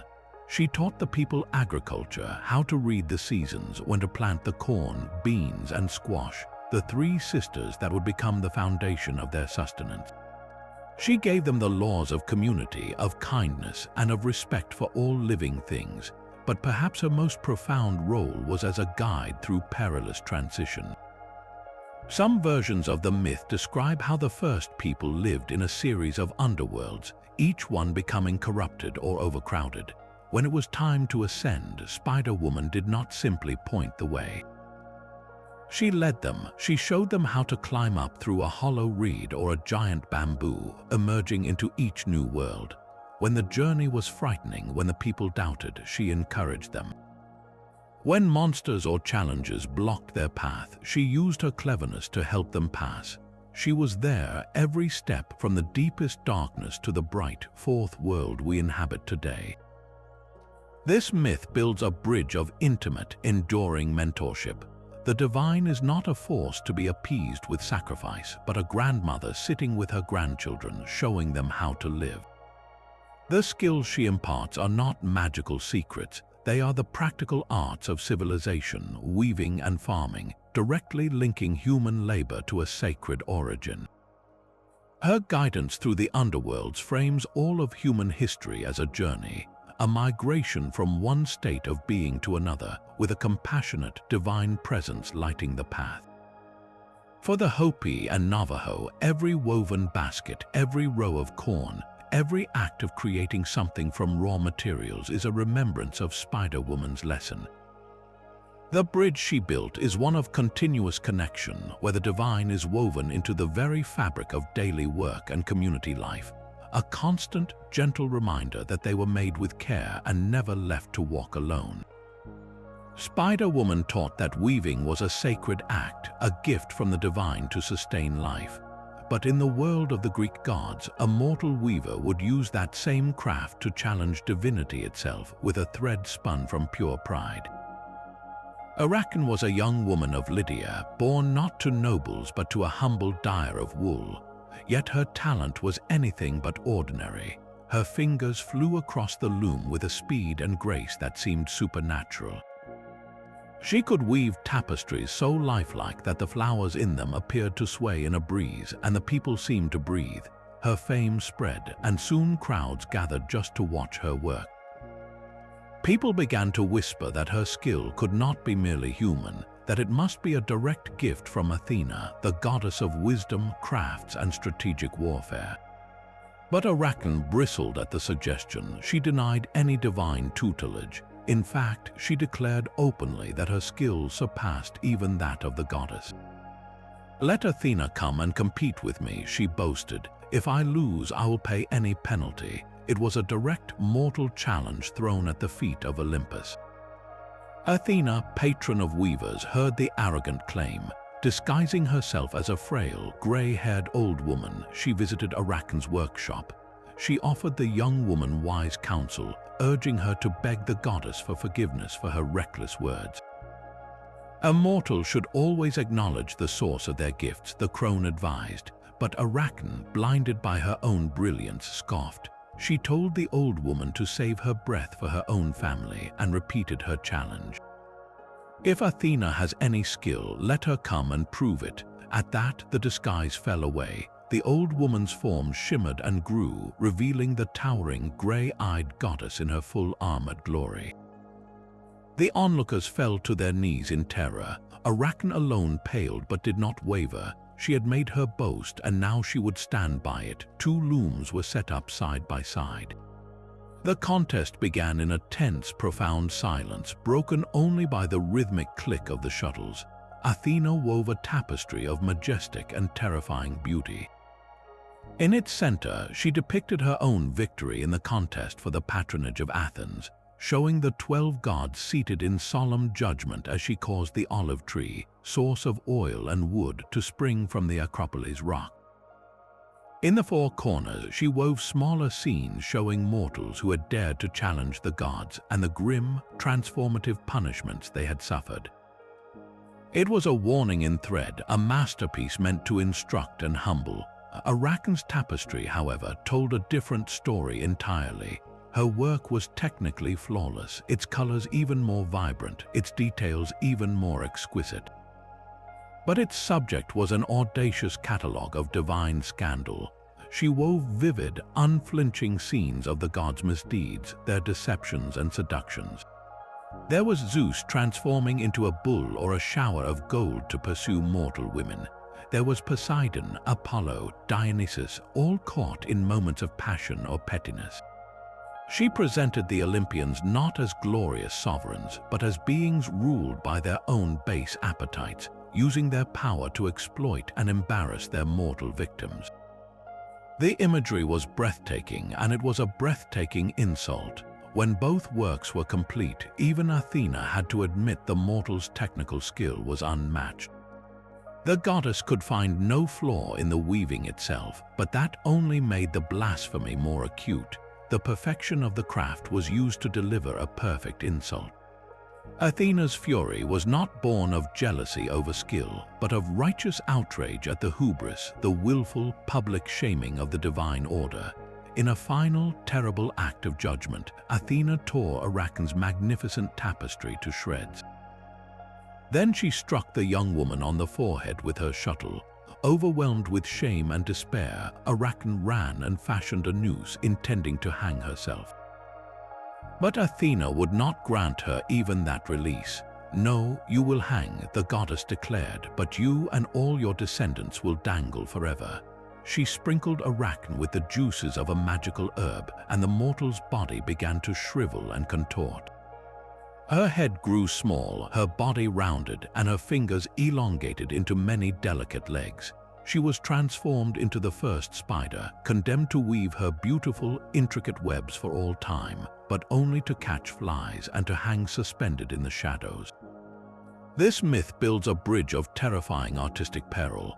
It acknowledges that mortal talent can indeed rival the divine, that human hands can create beauty that stops even a goddess in her tracks. But the bridge has a toll, and the currency is humility. Arachne's art was not her downfall, her pride was. She used her supreme gift not to celebrate or explore, but to accuse and diminish the very powers that, in the Greek worldview, govern the universe. The story draws a sharp, dangerous line between excellence and arrogance, between critiquing power and denying its sacred nature.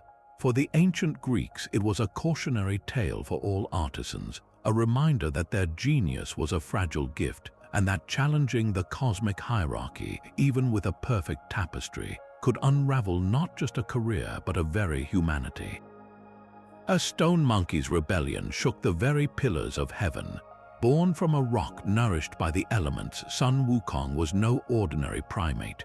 Through sheer cunning, he discovered a hidden waterfall that led to the cavern throne room of the monkey tribes, declaring himself their king. His ambition, however, could not be contained to a single mountain. He sought immortality, and through daring and trickery, he seized it. He learned the secrets of transformation from a Taoist master, allowing him to grow to the size of a mountain or shrink to the likeness of a fly. He mastered the somersault cloud, traveling 108,000 miles in a single leap. And from the undersea dragon king, he tricked and stole his signature weapon, the magical, size-changing staff Rui Jingu Bang, which could anchor the oceans. With these powers, he declared himself the great sage, equal of heaven. The celestial bureaucracy, a mirror of the imperial Chinese court, was first amused, then annoyed, then utterly terrified. They offered him a minor post in the heavenly stables to placate him, but when Sun Wukong discovered the insult, his rage was boundless. He fought his way through the armies of heaven, defeating general after general, until even the Jade Emperor was forced to appeal to the Buddha himself for aid. The Buddha, representing an order beyond even the Taoist heavens, did not meet force with force. He challenged the Monkey King to a simple wager.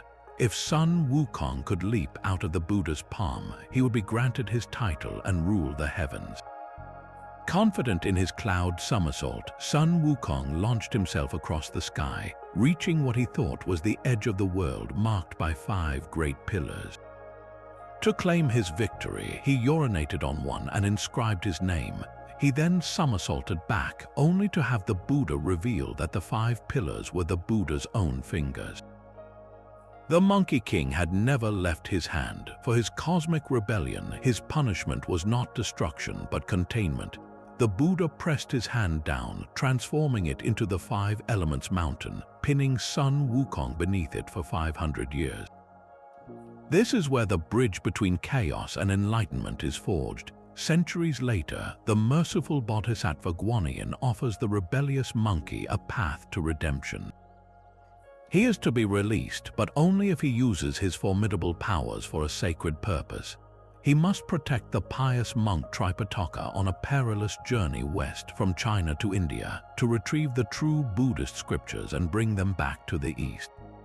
The journey is the myth. Sun Wukong, the embodiment of unchecked ID, pride, and chaotic energy, is now bound by a golden headband placed on him by Guanyin. Whenever his rebellious nature flares, whenever he disobeys the gentle monk, Tripitaka can recite a tightening sutra, causing the band to constrict and bring the mighty sage to his knees with blinding pain. It is a perfect metaphor for the taming of the wild mind for spiritual purpose. They are joined by two other fallen figures seeking redemption, a gluttonous pig spirit and a river monster forming a pilgrimage of flawed beings. Every step of the journey is an ordeal filled with demons and illusions, most of whom seek to capture and eat Tripitaka to gain his purity and immortality. Sun Wukong's role is to see through these deceptions with his fiery golden eyes, which can perceive the true demonic forms beneath beautiful disguises. His solution is almost always violent, a direct and clever application of force, while Tripitaka represents compassion and adherence to non-violence. Their constant conflict and reconciliation is the heart of the story. The Monkey King's path to redemption is not about becoming meek, but about channeling his incredible power, his intelligence, and his relentless will into the service of something greater than his own ego. The scriptures they seek are not just physical texts, they are symbolic of wisdom itself.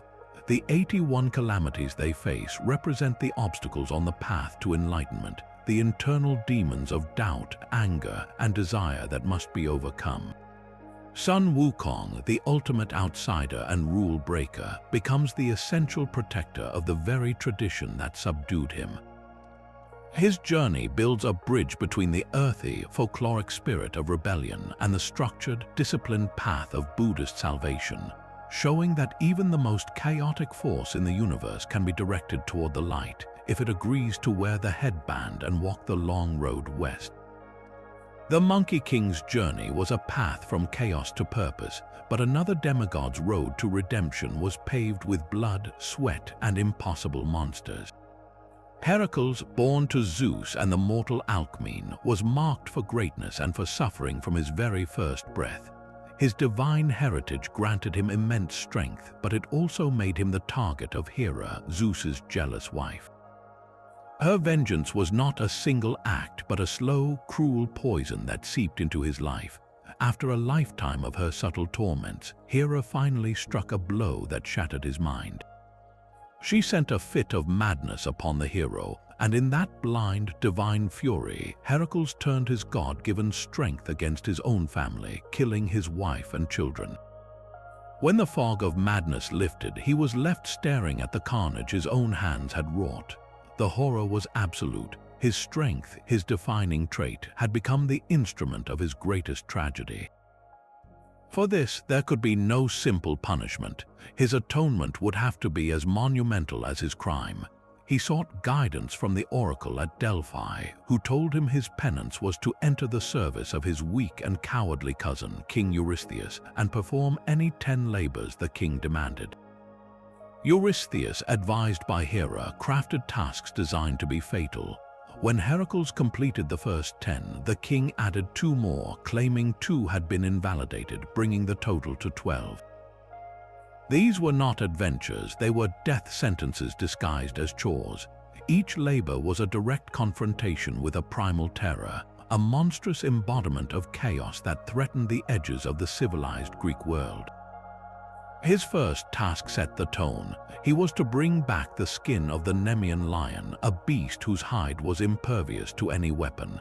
Heracles could not pierce it, so he used his wits as much as his might. He wrestled the lion, eventually strangling it with his bare arms. He then used the lion's own razor-sharp claws to skin it, thereafter wearing its invulnerable pelt as his iconic armor. Another labor took him to the far west, to the Garden of the Hesperides, to steal golden apples guarded by a 100-headed dragon. To even find the garden, he first had to trick the Titan Atlas, who held up the sky, into retrieving the apples for him, a brilliant negotiation of cosmic forces. Perhaps the most symbolically potent labor was the cleaning of the Augean stables. King Augeas owned more cattle than any man in Greece, and his vast stables had not been cleaned in 30 years, filled with a mountain of dung. This was not a battle with a monster, but a confrontation with filth and decay on an epic scale. Eurystheus intended it as a degrading, endless task. But Heracles, again thinking creatively, refused the shovel. he diverted the courses of two mighty rivers, the Alpheus and Peneus, channeling their waters to blast through the stables, cleansing them in a single, spectacular day. This labor showed that heroism could be as much about ingenuity and reshaping the world as about brute force. The 12th and final labor was the ultimate descent. Heracles had to journey to the underworld itself, face Hades, and bring back Cerberus, the three-headed hound that guarded the gates, without using any weapons. He descended, confronted the god of the dead, and received permission to take the beast if he could overpower it with his bare hands. In a final, breathtaking feat of strength, he wrestled the monstrous dog into submission, dragged it up to the world of light, presented it to a terrified Eurystheus, and then returned it to its post. With that, his penance was complete. The 12 labors built a bridge of staggering effort. They transformed Heracles from a tragic figure, a victim of divine spite and his own uncontrollable power, into the ultimate civilizing force. Each monster slain, each chaotic element subdued, made the world a little safer for humanity. His journey was a purification through impossible trial. The blood of his family was not washed away by water, but by the Hydra's venom and the sweat of his labors. In completing them, he did not just atone for a crime, he transcended his half-mortal nature. His suffering and service earned him what no other hero received: full apotheoses. After his mortal death, he was raised to Olympus as a god. His myth tells us that the bridge between mortal and divine is not crossed by birthright alone, but through the relentless, painful work of mastering the monsters, both outside and within, and in doing so, bringing order to a chaotic world. Heracles earned godhood through his labors, but what if the very substance of immortality required not one hero, but the cooperation of all cosmic forces, even the most bitter enemies? In the vast cosmology of Hindu tradition, the universe began not with a single creator's word, but with a collective, monumental effort that strained the fabric of reality itself. The gods, the Devas, found themselves weakened, their power fading. They sought the Amrita, the nectar of immortality, but it lay hidden deep within the primordial ocean of milk, a substance too profound for any one side to extract. Their solution was one of breathtaking, pragmatic alliance. They approached their eternal adversaries, the Asuras, the demons or anti-gods. They proposed a temporary truce, a joint venture of cosmic scale. The goal was simple: to churn the ocean until it yielded its treasures, with the Amrita as the ultimate prize. Both sides, recognizing the potential gain, agreed. But how do you churn an ocean? They needed a churn and a rope. For the churning rod, they uproot Mount Mandara, a colossal peak, and placed it upon the back of Kurma, the great tortoise avatar of Vishnu, who dove to the bottom of the cosmic sea to act as a stable foundation. For the rope, they enlisted the king of serpents, Vasuki. The Devas and Asuras lined up on opposite sides of the mountain. The Asuras, believing themselves clever, took hold of Vasuki's head, while the Devas, advised by Vishnu, took hold of the tail. They began to pull back and forth, rotating the massive mountain in the ocean. The work was agonizingly difficult. As they pulled, Vasuki, tormented by the Asuras at his fiery head, began to exhale a terrible, world-destroying poison. This was Halahala, a smoke so toxic it threatened to annihilate all creation before it had even truly begun. In a moment of selfless grace, the god Shiva, the great ascetic, gathered the spreading poison and drank it. His consort Parvati, fearing for his life, gripped his throat to stop the venom from descending. The poison was trapped there, forever staining Shiva's neck blue and earning him the name Nilakantha, the blue-throated one. His act saved everything, but it was only the first product of the churn. With the poison neutralized, the churning continued, and the ocean began to yield its wonders. First came Kamadhenu, the wish-fulfilling cow.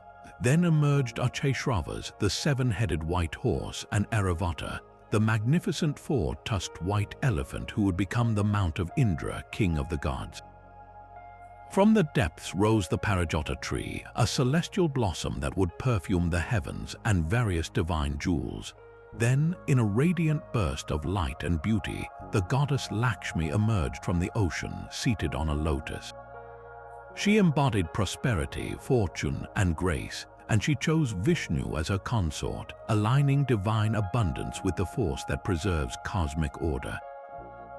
Finally, after what seemed an eternity of labor, the physician of the gods, Dhanvantari, arose holding the pot of Amrita, the nectar of immortality. At the sight of the prize, the fragile truce shattered instantly. The Asuras, driven by greed, seized the pot. A fierce battle erupted. To prevent the demons from gaining immortality and overturning the cosmic balance, Vishnu took the form of Mohini, a captivating enchantress. Distracting the Asuras with her beauty, she took the Amrita and began to distribute it only to the Devas. One demon, Rahu, disguised himself as a god and managed to take a sip. The sun and moon gods, Surya and Chandra, spotted the deception and alerted Vishnu. Before the nectar could pass his throat, Vishnu severed Rahu's head with his discus. The head, having tasted immortality, lived on, becoming the celestial entity that causes eclipses by eternally chasing the sun and moon across the sky. The Devas, now immortal, regained their strength and established their reign, but the universe had been irrevocably shaped. This myth builds a bridge of profound complexity.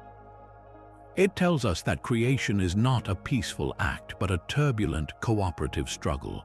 The most precious things, from the goddess of fortune to the nectar of eternal life, are born from tension, from the pulling of opposites. The Devas and Asuras are not simply good and evil. They are complementary forces, both necessary to generate the energy required for creation. The bridge connects mortals to this process because it mirrors our own reality.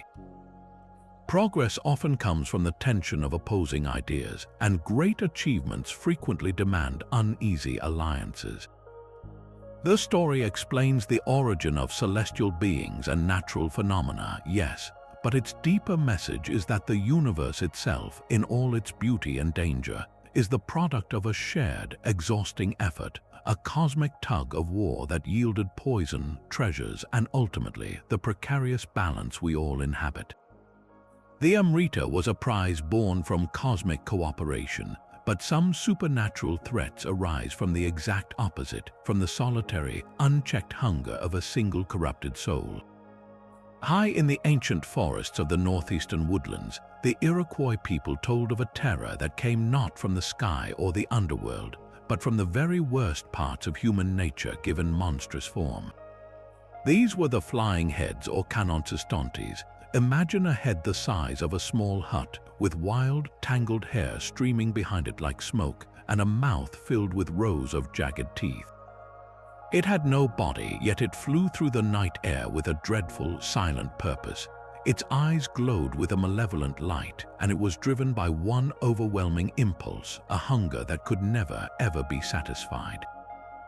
These were not random monsters, they were born from consequence. When a person lived a life of extreme greed, gluttony, or wickedness, their spirit could become so corrupted that upon death it would not pass on peacefully. Instead, their head would detach and swell to a gigantic size, taking on a life of its own. The person's defining vice, their insatiable appetite, became their entire existence. A flying head would descend upon a village, sweeping into longhouses to devour anything it could find. It would consume entire pots of stew, strips of drying meat, and baskets of corn. But no amount of food could fill it. After gorging itself, it would simply vomit everything back up and begin its hunt again, forever trapped in a cycle of ravenous consumption. The terror it brought was both physical and spiritual. It was a literal flying predator that could snatch a child or destroy a winter's food supply in an instant.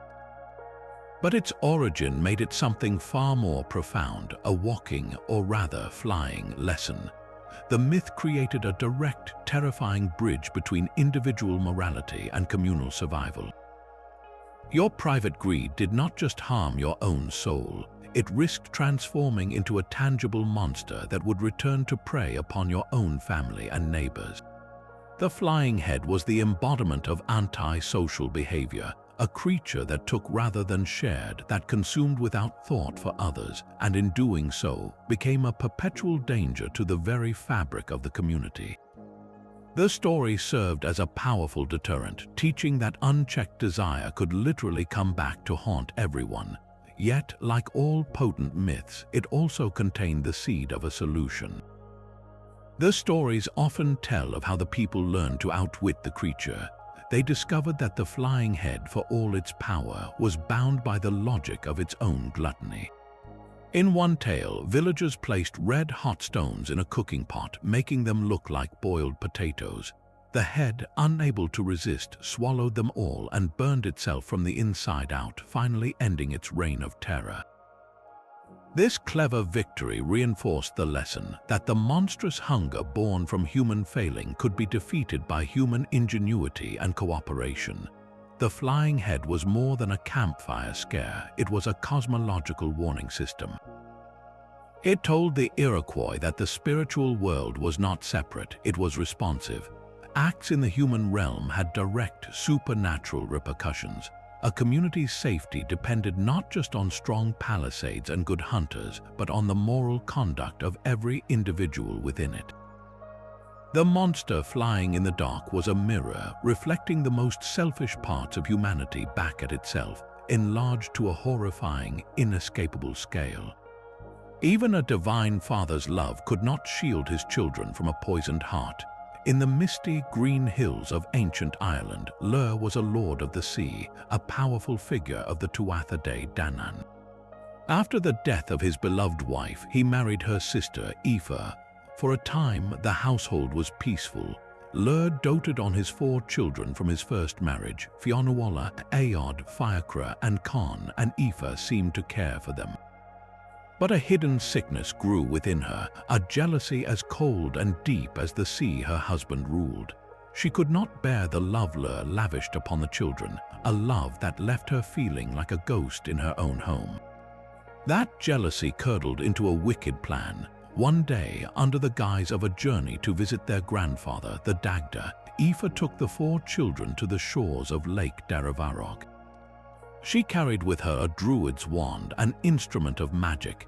There, as the children played innocently by the water's edge, she raised the wand and spoke a curse. But her hatred was so profound that she could not bring herself to kill them outright. Instead, she transformed them. Their human forms shimmered and shrank, their limbs elongating into wings, their skin becoming covered in soft, white feathers. The 4 beautiful children of Llr were now 4 beautiful swans, yet in her malice, Aoife left them a cruel shred of their humanity. Their minds remained their own. They retained the power of human speech, and they could sing with a sweetness no ordinary bird could ever match. The curse came with its own terrible rules. They were to spend 300 years on the waters of Lake Daravarog. Then 300 more on the Sea of Moyle, the strait between Ireland and Scotland, a place of fierce, churning currents and bitter cold. Finally, they would endure a last 300 years on the wild Atlantic waters off the western coast of Ireland. Only after 900 years of exile, when a king from the north married a queen from the south, and when the sound of a Christian bell rang out across their watery prison, would the enchantment finally break. For the children, time became a slow, cold agony. On their first lake, they were a local wonder. People traveled from all over Ireland to hear their unearthly, sorrowful songs. But when the centuries turned and they were forced to the Sea of Moyle, their suffering deepened. They were battered by storms, separated by icy gales, and left shivering on barren rocks. Their songs became laments for their lost father, their lost home, and their own lost bodies. They witnessed the slow change of the world from their watery vantage point, seeing the arrival of new peoples and new beliefs, while they remained trapped in a curse from the old world. Finally, on the Atlantic coast, they were worn and weary, ancient souls in swans' bodies.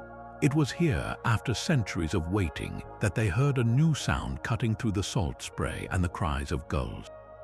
It was the clear, melodic ringing of a bell carried on the wind from a small monastery founded by St. Patrick's followers. The sound was the key to their prison. Following the bell's call, the swans made their way to the home of a chieftain named Lergnan, whose wife was a Christian. The conditions of the curse had been met. But their story does not end with a simple transformation. When Lergnan, under pressure from the local Christian monk, tried to take the swans for his wife, the moment of release arrived. As he laid hands upon them, the swan feathers fell away like snow, revealing not the children they had been, but 4 impossibly ancient, withered human forms, skeletal and trembling with the weight of 900 winters. In that very instant, having returned to human shape for only a breath, they died. A holy man baptized them just before their passing, and they were buried together, their long sorrow finally at an end. This myth is a bridge made of tears and time. It connects the fading pagan world of gods and druidic magic with the rising tide of Christianity, the bell symbolizing the new faith that could break the old spells. But more deeply, it connects to a universal human experience, the agony of being trapped. The children are trapped in a form not their own, trapped in a cycle of exile, trapped in time itself, forced to watch life and change from the outside. Their enduring love for each other across the centuries is the only warmth in their endless winter. Their story is one of profound longing, a 900-year sigh for home, making the mythical curse feel achingly, heartbreakingly real. The swans of Lur endured a curse of centuries, but a different kind of spider used a curse of cleverness to weave the very fabric of culture. In the forests and villages of West Africa, among the Akan and Ashanti peoples, the most powerful force was not a thunderbolt or a flood, but a story. And the master of all stories is Anansi, the trickster, who often takes the form of a spider. He is not a noble king or a stern lawgiver. He is small, cunning, and endlessly inventive, a being who proves that brains will always outmatch brawn, and that laughter can be a form of sacred power. Anansi exists in that delicious space between the divine and the everyday, a god who gets his hands dirty, who feels hunger, greed, and curiosity just like any human. His greatest heist was not for gold or weapons, but for the stories themselves. In the beginning, all the world's stories belonged to Niam, the great sky god, who kept them locked away in a golden box near his throne. Anansi decided he wanted them. He wanted to own them, to tell them, to spread them among the people. So he journeyed to the sky and made Niam an offer. He would purchase the stories. Niam, amused by the audacity of this small spider, set a price he believed was impossible. To earn the stories, Anansi must bring Niam 4 of the most dangerous and elusive creatures in the world: Onini the python, Asibo the leopard, the Mmabro hornets, and Mmosha the fairy. Each was a test of certain death. Anansi did not despair. He went home and thought, his mind working like a web. For the python, he went to the forest with a long pole and a vine. He found Onini stretched beside the path. Anansi began talking to himself, arguing whether the python was longer than the pole or the pole was longer than the python. Onini, intrigued and a little insulted, offered to stretch out beside the pole to settle the debate. As soon as the great snake lay straight, Anansi quickly tied him to the pole with the vine and carried the captured python to the sky god. For the leopard, Anansi dug a deep pit and covered it with brush. When Asibo fell in, Anansi leaned over the edge. "Oh, Asibo," he cried, "the sky is falling. You must let me rescue you." He lowered a strong rope. "Tie this to your tail," he instructed, "so I can pull you up." The leopard, desperate and believing him, did so. Anansi then hoisted the helpless leopard straight up to Niam. For the hornets, Anansi took a calabash gourd and filled it with water. He poured some over himself and then sprinkled more over the hornet's nest. He called out to the hornets, arguing that since it was raining, they should get into his dry calabash to stay safe. The whole swarm buzzed inside. Anansi quickly plugged the opening. Finally, for the fairy, Mmosha, known for her magic, Anansi carved a wooden doll and smeared its hand with sticky gum from a tree. He placed a bowl of yam paste in the doll's lap and set it by a path. When the fairy came by, she saw the doll holding food and politely asked for some. The doll, of course, said nothing. Annoyed, Moshe slapped the doll and her hand stuck fast. She slapped it with her other hand, then kicked it until she was completely trapped in the sticky gum. Anansi collected her too. One by one, he delivered the impossible prizes to Niamh. The sky god, true to his word, handed over the golden box of stories. From that day forward, all stories belong to Anansi. This is why they are called Anansesam, spider stories. The myth builds a bridge of brilliant, subversive intelligence. Anansi does not receive wisdom as a gift from a generous god. He wins it through a series of clever, deceptive, and deeply funny schemes. He outsmarts the strong and the fierce, not with magic but with psychology, using their own pride, fear, or curiosity against them. In doing so, he brings the treasure of narrative down to the human world. Every time a storyteller gathers children around a fire to share a tale, they are participating in Anansi's victory. The spider reminds us that wisdom is not just for the powerful in the sky. It is something that can be captured, shared, and enjoyed by everyone, especially if you are clever enough to see the trap hidden in a simple question or a bowl of yam paste. Anansi's stories were won by cleverness, but humanity has long sought a prize no trick could ever secure. The Fountain of Youth is a myth born from our most visceral dread, the slow, inevitable decay of the body. It is the ultimate physical bridge, a literal spring where one might step in old and emerge young, trading mortality for a sip of divine permanence. The idea appears across cultures, but its most famous champion was a real man chasing a phantom. In the early 1500s, the Spanish explorer Juan Ponce de Leon, already hardened by conquest in the New World, heard tantalizing tales from the indigenous Taino people. They spoke of a magical spring, Bimini, on an island to the north, whose waters possessed the power to restore vigor and youth. For a weary conquistador, this was not just a legend, it was a tangible destination. He received a royal charter to find and settle this land of promise, and in 1513, he made landfall on a lush peninsula he named La Florida. His expedition hacked through swamps and fought with local tribes, not for gold this time, but for the elusive waters. He never found it, of course. He found only mosquitoes, hostile terrain, and eventually a mortal wound from a poisoned arrow. His quest, however, cemented the fountain not as a mere folk tale, but as a historical grail, a place you could theoretically map. This is the bridge's power. It turns the abstract, terrifying concept of eternity into a geographical location.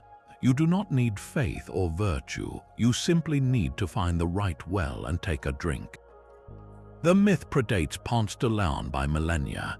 The Greek historian Herodotus, writing in the 5th century BCE, spoke of a fountain of the sun in Ethiopia whose waters gave the local people astonishing longevity. In the Alexander Romance, a collection of legendary tales about Alexander the Great, the conqueror and his cook discover a spring that miraculously restores a dead, salted fish to life, a clear metaphor for rejuvenation.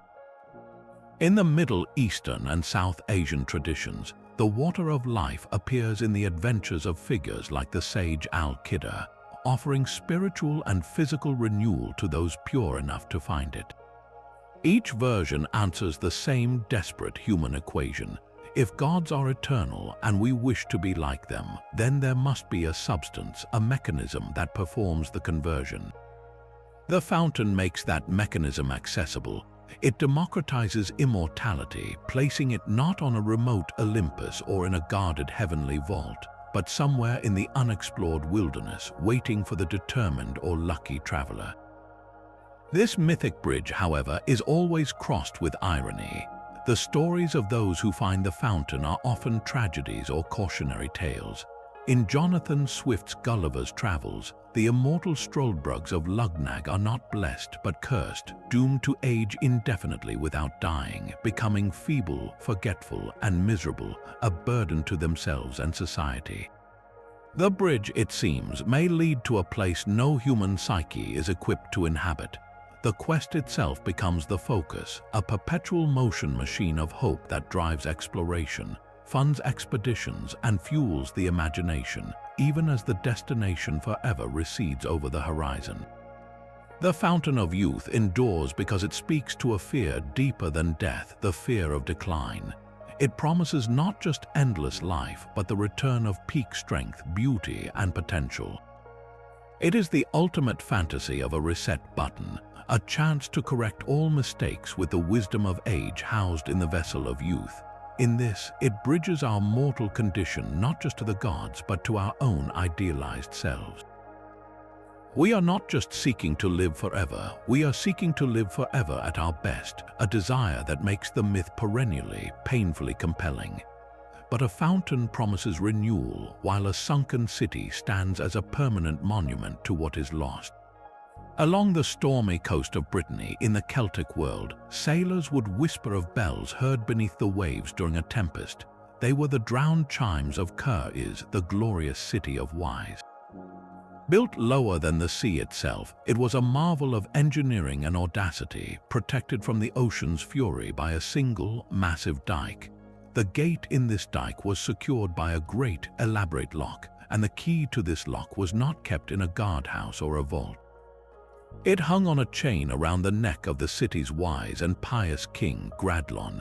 So long as the key remained secure, Wise thrived. Its towers shone, its markets bustled, and its people lived in unparalleled luxury, shielded from the harsh world outside their walls.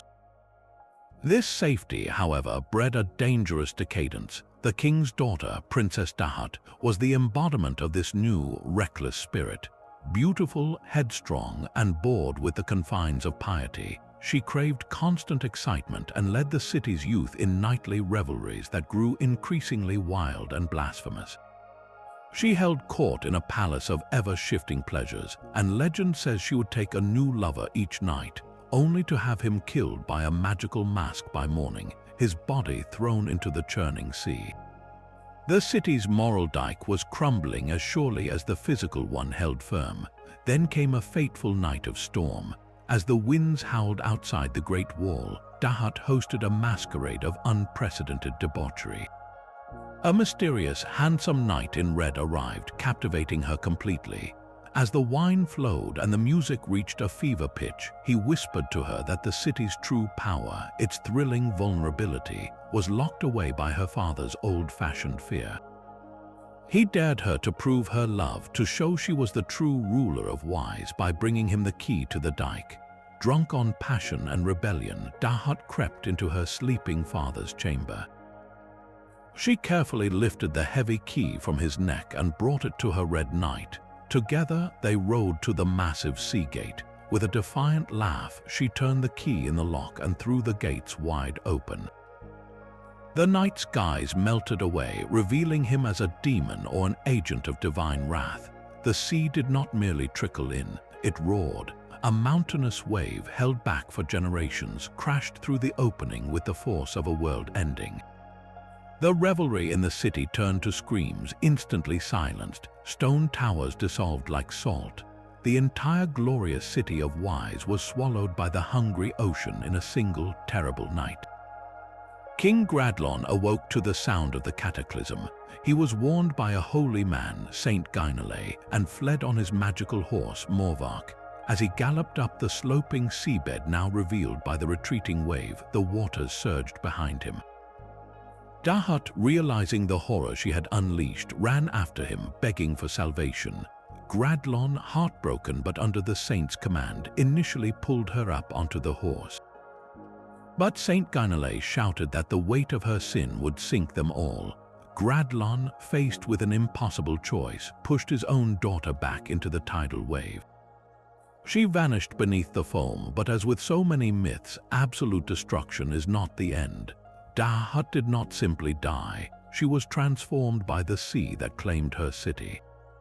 She became a Morgan, a sea spirit, a hauntingly beautiful siren whose sorrowful songs are still heard by fishermen on foggy nights.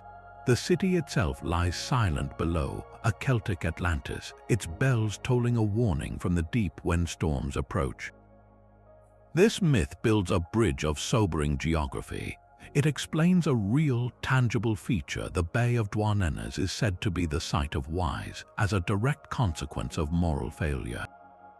The landscape itself becomes a divine ledger, a permanent record of transgression. The locked dike is a perfect symbol of the fragile barrier between human order and natural chaos, between piety and sin. The key around the king's neck represents the burden of responsibility, the trust that holds civilization together. Dahut's theft is not just disobedience, it is the catastrophic release of everything we work to keep at bay. And her transformation into a sea spirit completes the bridge, turning a human sinner into an eternal part of the natural world she wronged, forever linking her story to the sound of the waves and the peril of the coast. The city of Prague in the late 16th century was a place of shadows and whispers for its Jewish community. Under the rule of the Holy Roman Emperor Rudolph II, they lived under the constant threat of blood libels, false accusations that Jews used the blood of Christian children in rituals. In this atmosphere of fear, the community's revered leader, Rabbi Judah Loew ben Bezalel, turned to the most profound and dangerous knowledge within Jewish mysticism. He would not pray for a miracle from afar, he would build a protector. From the mud of the Vieltova River, he and two assistants fashioned a colossal figure of clay, a silent earthen giant. This was a golem, a being of raw potential life. The final, sacred step was not a spark of lightning but the breath of language. The rabbi placed a shem, a slip of parchment inscribed with one of the secret names of God, into the creature's mouth. With this act, the inert clay shuddered into motion. Its eyes opened, seeing but not understanding. The golem was alive. It was a bridge of earth and scripture, a testament to the belief that the divine creative power used to form Adam from dust could, in some small measure, be accessed by a righteous and learned man. The golem was phenomenally strong, tireless, and utterly obedient. By day, it performed menial tasks, chopping wood and drawing water, but by night it became the guardian of the ghetto. It patrolled the narrow streets, its heavy footfalls a warning in the dark. When rumors of a new pogrom swirled, the golem would stand like a bulwark at the gates, its mere presence deterring violence. For a time, the community felt a measure of safety they had not known. They had not been saved by an angelic army, but by a defender born from their own riverbank and their own sacred texts. The myth echoes the creation of Adam, but with a critical human limitation. Rabbi Loew could animate the clay, but he could not bestow a soul, neshama. The golem had strength and movement, ruach, but no moral compass, no capacity for reason or mercy. It was a tool, a golem, which in Hebrew literally means an unshaped raw material. And like any tool without a guiding intelligence, it was only a matter of time before it became a danger. The stories vary. Some say the golem, tasked with fetching water, simply did not know when to stop, flooding cellars with its mindless diligence. Others tell a darker tale, that its programming to protect the community became corrupted, and it began to see threats everywhere, even in the innocent citizens it was meant to guard. It grew violent, uncontrollable, a force of nature that could no longer distinguish friend from foe. The protector had become the monster. Rabbi Loew faced the ultimate ethical reckoning. He had played a role reserved for the divine, and now he bore the responsibility for what he had made. On a Friday evening, as the Sabbath began, he performed the reverse of the creation ritual. He removed the shem from the golem's mouth. The giant froze mid-motion, the life force draining from its earthen body. It collapsed back into inert clay. Some say the rabbi and his assistants then carried the remains to the attic of the old new synagogue, where the creature's dust still rests, awaiting a time of ultimate need. This myth builds a bridge of profound and urgent questions. It connects the awe-inspiring power of creation to the terrifying weight of responsibility. The golem is not a story of magic for magic's sake. It is a parable about technology, about the human drive to build solutions to our most pressing fears. The creature's strength is our own ingenuity. Its mindlessness is the peril of innovation without wisdom. Rabbi Lowe's final act, the deactivation, is the crucial part of the bridge. It acknowledges that the power to create must be matched by the humility and the foresight to control, or even destroy, what we have made. In a world where we now craft artificial intelligence and manipulate the code of life itself, the golem's silent clay form stands as an ancient warning. What happens when our protectors outgrow our understanding? And do we possess the sacred word, the moral clarity, to know when and how to make them still? A flickering light in a moonless marsh is a dangerous kind of hope. Across the world, from the peat bogs of Scotland to the swamps of the American South, travelers have reported the same eerie sight, a pale, bluish flame that dances just above the ground, beckoning with a promise of company or a path through the dark. In England, they call it the Will-o'-the-Wisp, a name from a folk tale about a wicked blacksmith named Will who was denied heaven and hell, doomed to wander the fens with a burning coal. In Ireland, it is a jack-o'-lantern carried by a lost soul named Stingy Jack, who tricked the devil and was cursed to walk the earth with only a hollow turnip holding an infernal ember. In Japan, they are hitodama, floating orbs said to be the departing souls of the recently dead. These are not the myths of grand creation or heroic quest, but of intimate, quiet terror. They explain a simple, real phenomenon, the ghost lights that appear in wetlands, by building a bridge directly from chemistry to the human soul. The scientific explanation is one of natural decay, pockets of methane and phosphine gas released by rotting organic matter in the bog, igniting spontaneously in the air to create a fleeting, cold flame.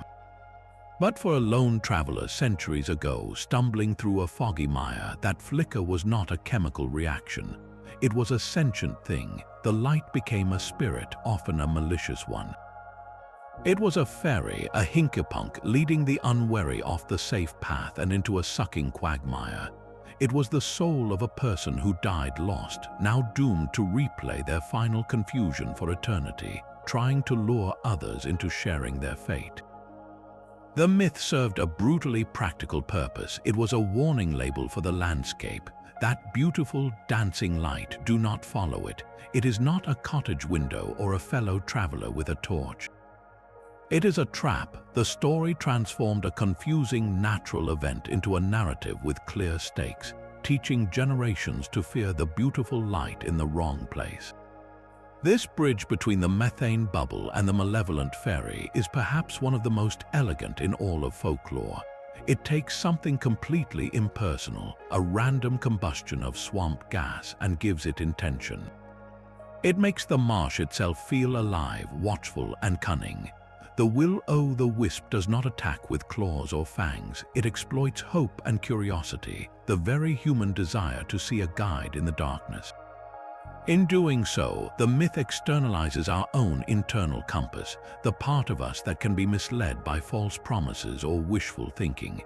That faint glow over the bog is a perfect metaphor for every bad decision that looked like a good idea from a distance.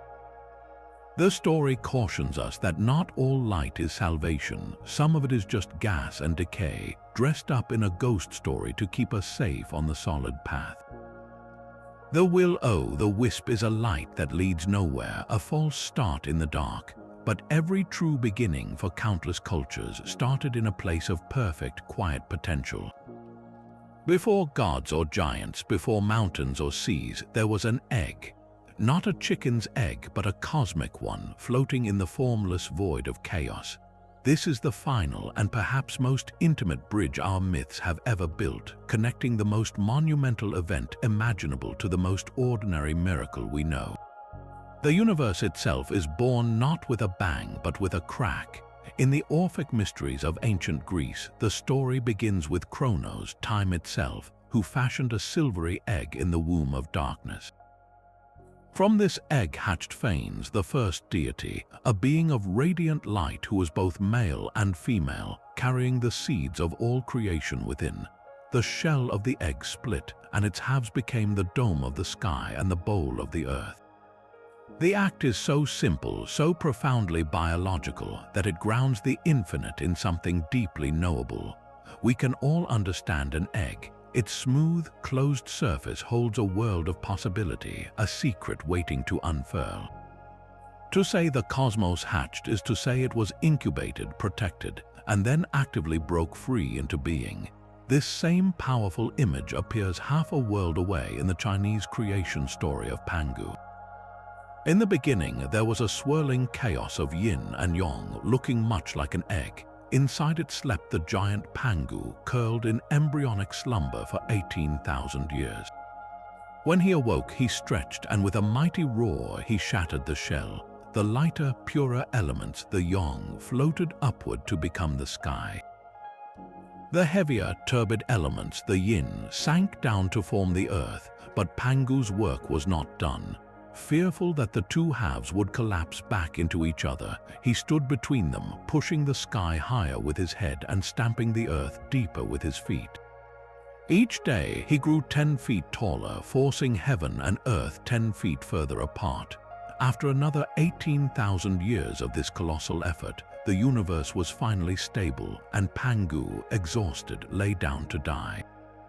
His body did not go to waste. His breath became the wind and clouds, his voice the rolling thunder.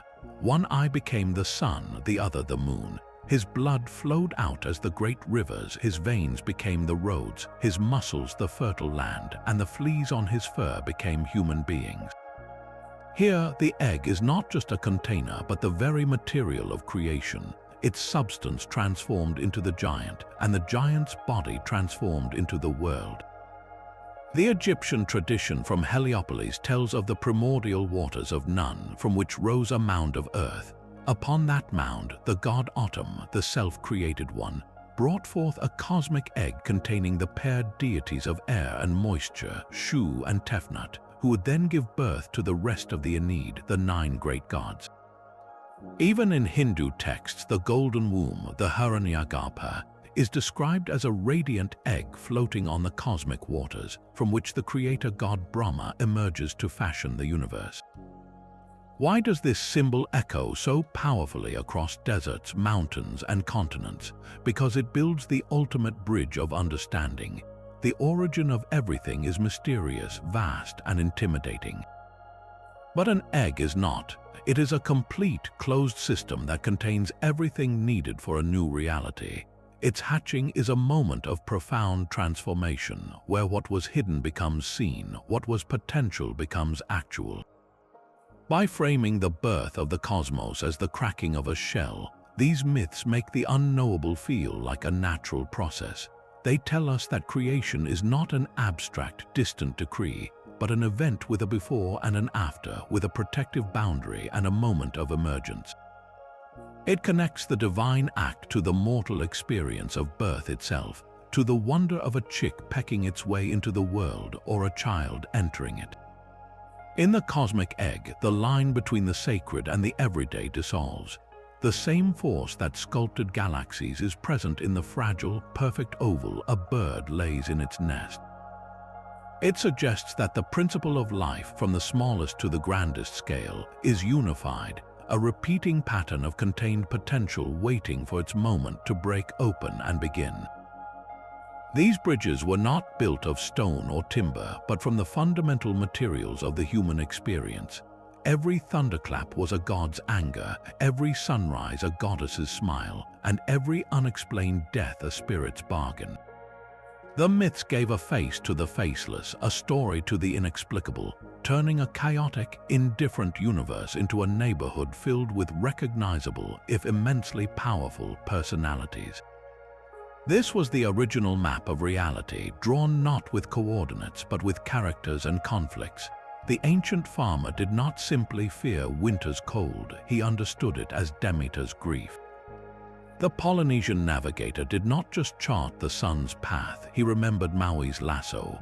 In this way, the terrifying and magnificent forces of nature became something you could reason with, plead with, or even outwit. The bridge was a two-way street of meaning. It allowed the divine to touch the mundane, explaining why things happened, but it also allowed human actions, a prayer, a sacrifice, a clever trick, to touch the divine, offering a sense of agency in a vast and often frightening world. This narrative framework did more than satisfy curiosity. It provided a profound sense of order. When life is a story, even a tragic one, it has a plot. It has reasons. The bridge of myth turned random suffering into part of a divine drama and collective joy into a sign of celestial favor. It made the cosmos comprehensible not through data but through drama. And in doing so, it answered the deepest human question of all, the question of significance. Our lives, these stories whispered, are not insignificant blips in an empty void. They are threads in a grand, ongoing tapestry woven on a loom held by the gods. Every harvest, every storm, every birth and death was a stitch in that fabric, connecting the here and now to something eternal.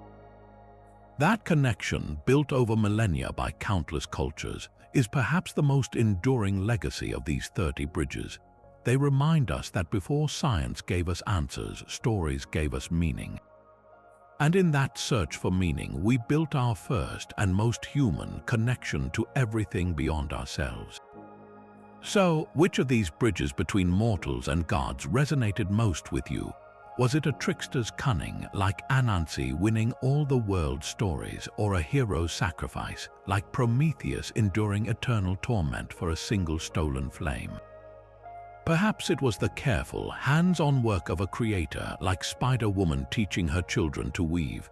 Every culture, in every corner of the globe, spun these narratives to make sense of an overwhelming world, and in doing so, they left us a map to the very heart of what it means to be human. These stories are more than ancient relics, they are living conversations across time. We would love to hear which one spoke to you. Share your favorite myth in the comments below, or tell us about a bridge between realms from your own heritage.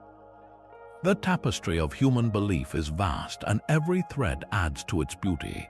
If you enjoyed this journey through 30 of history's most captivating mysteries, please give this video a like. It helps us continue exploring the stories that shape our world, and subscribe so you never miss our next deep dive into the past. Thank you for watching, and until next time, keep seeking the story.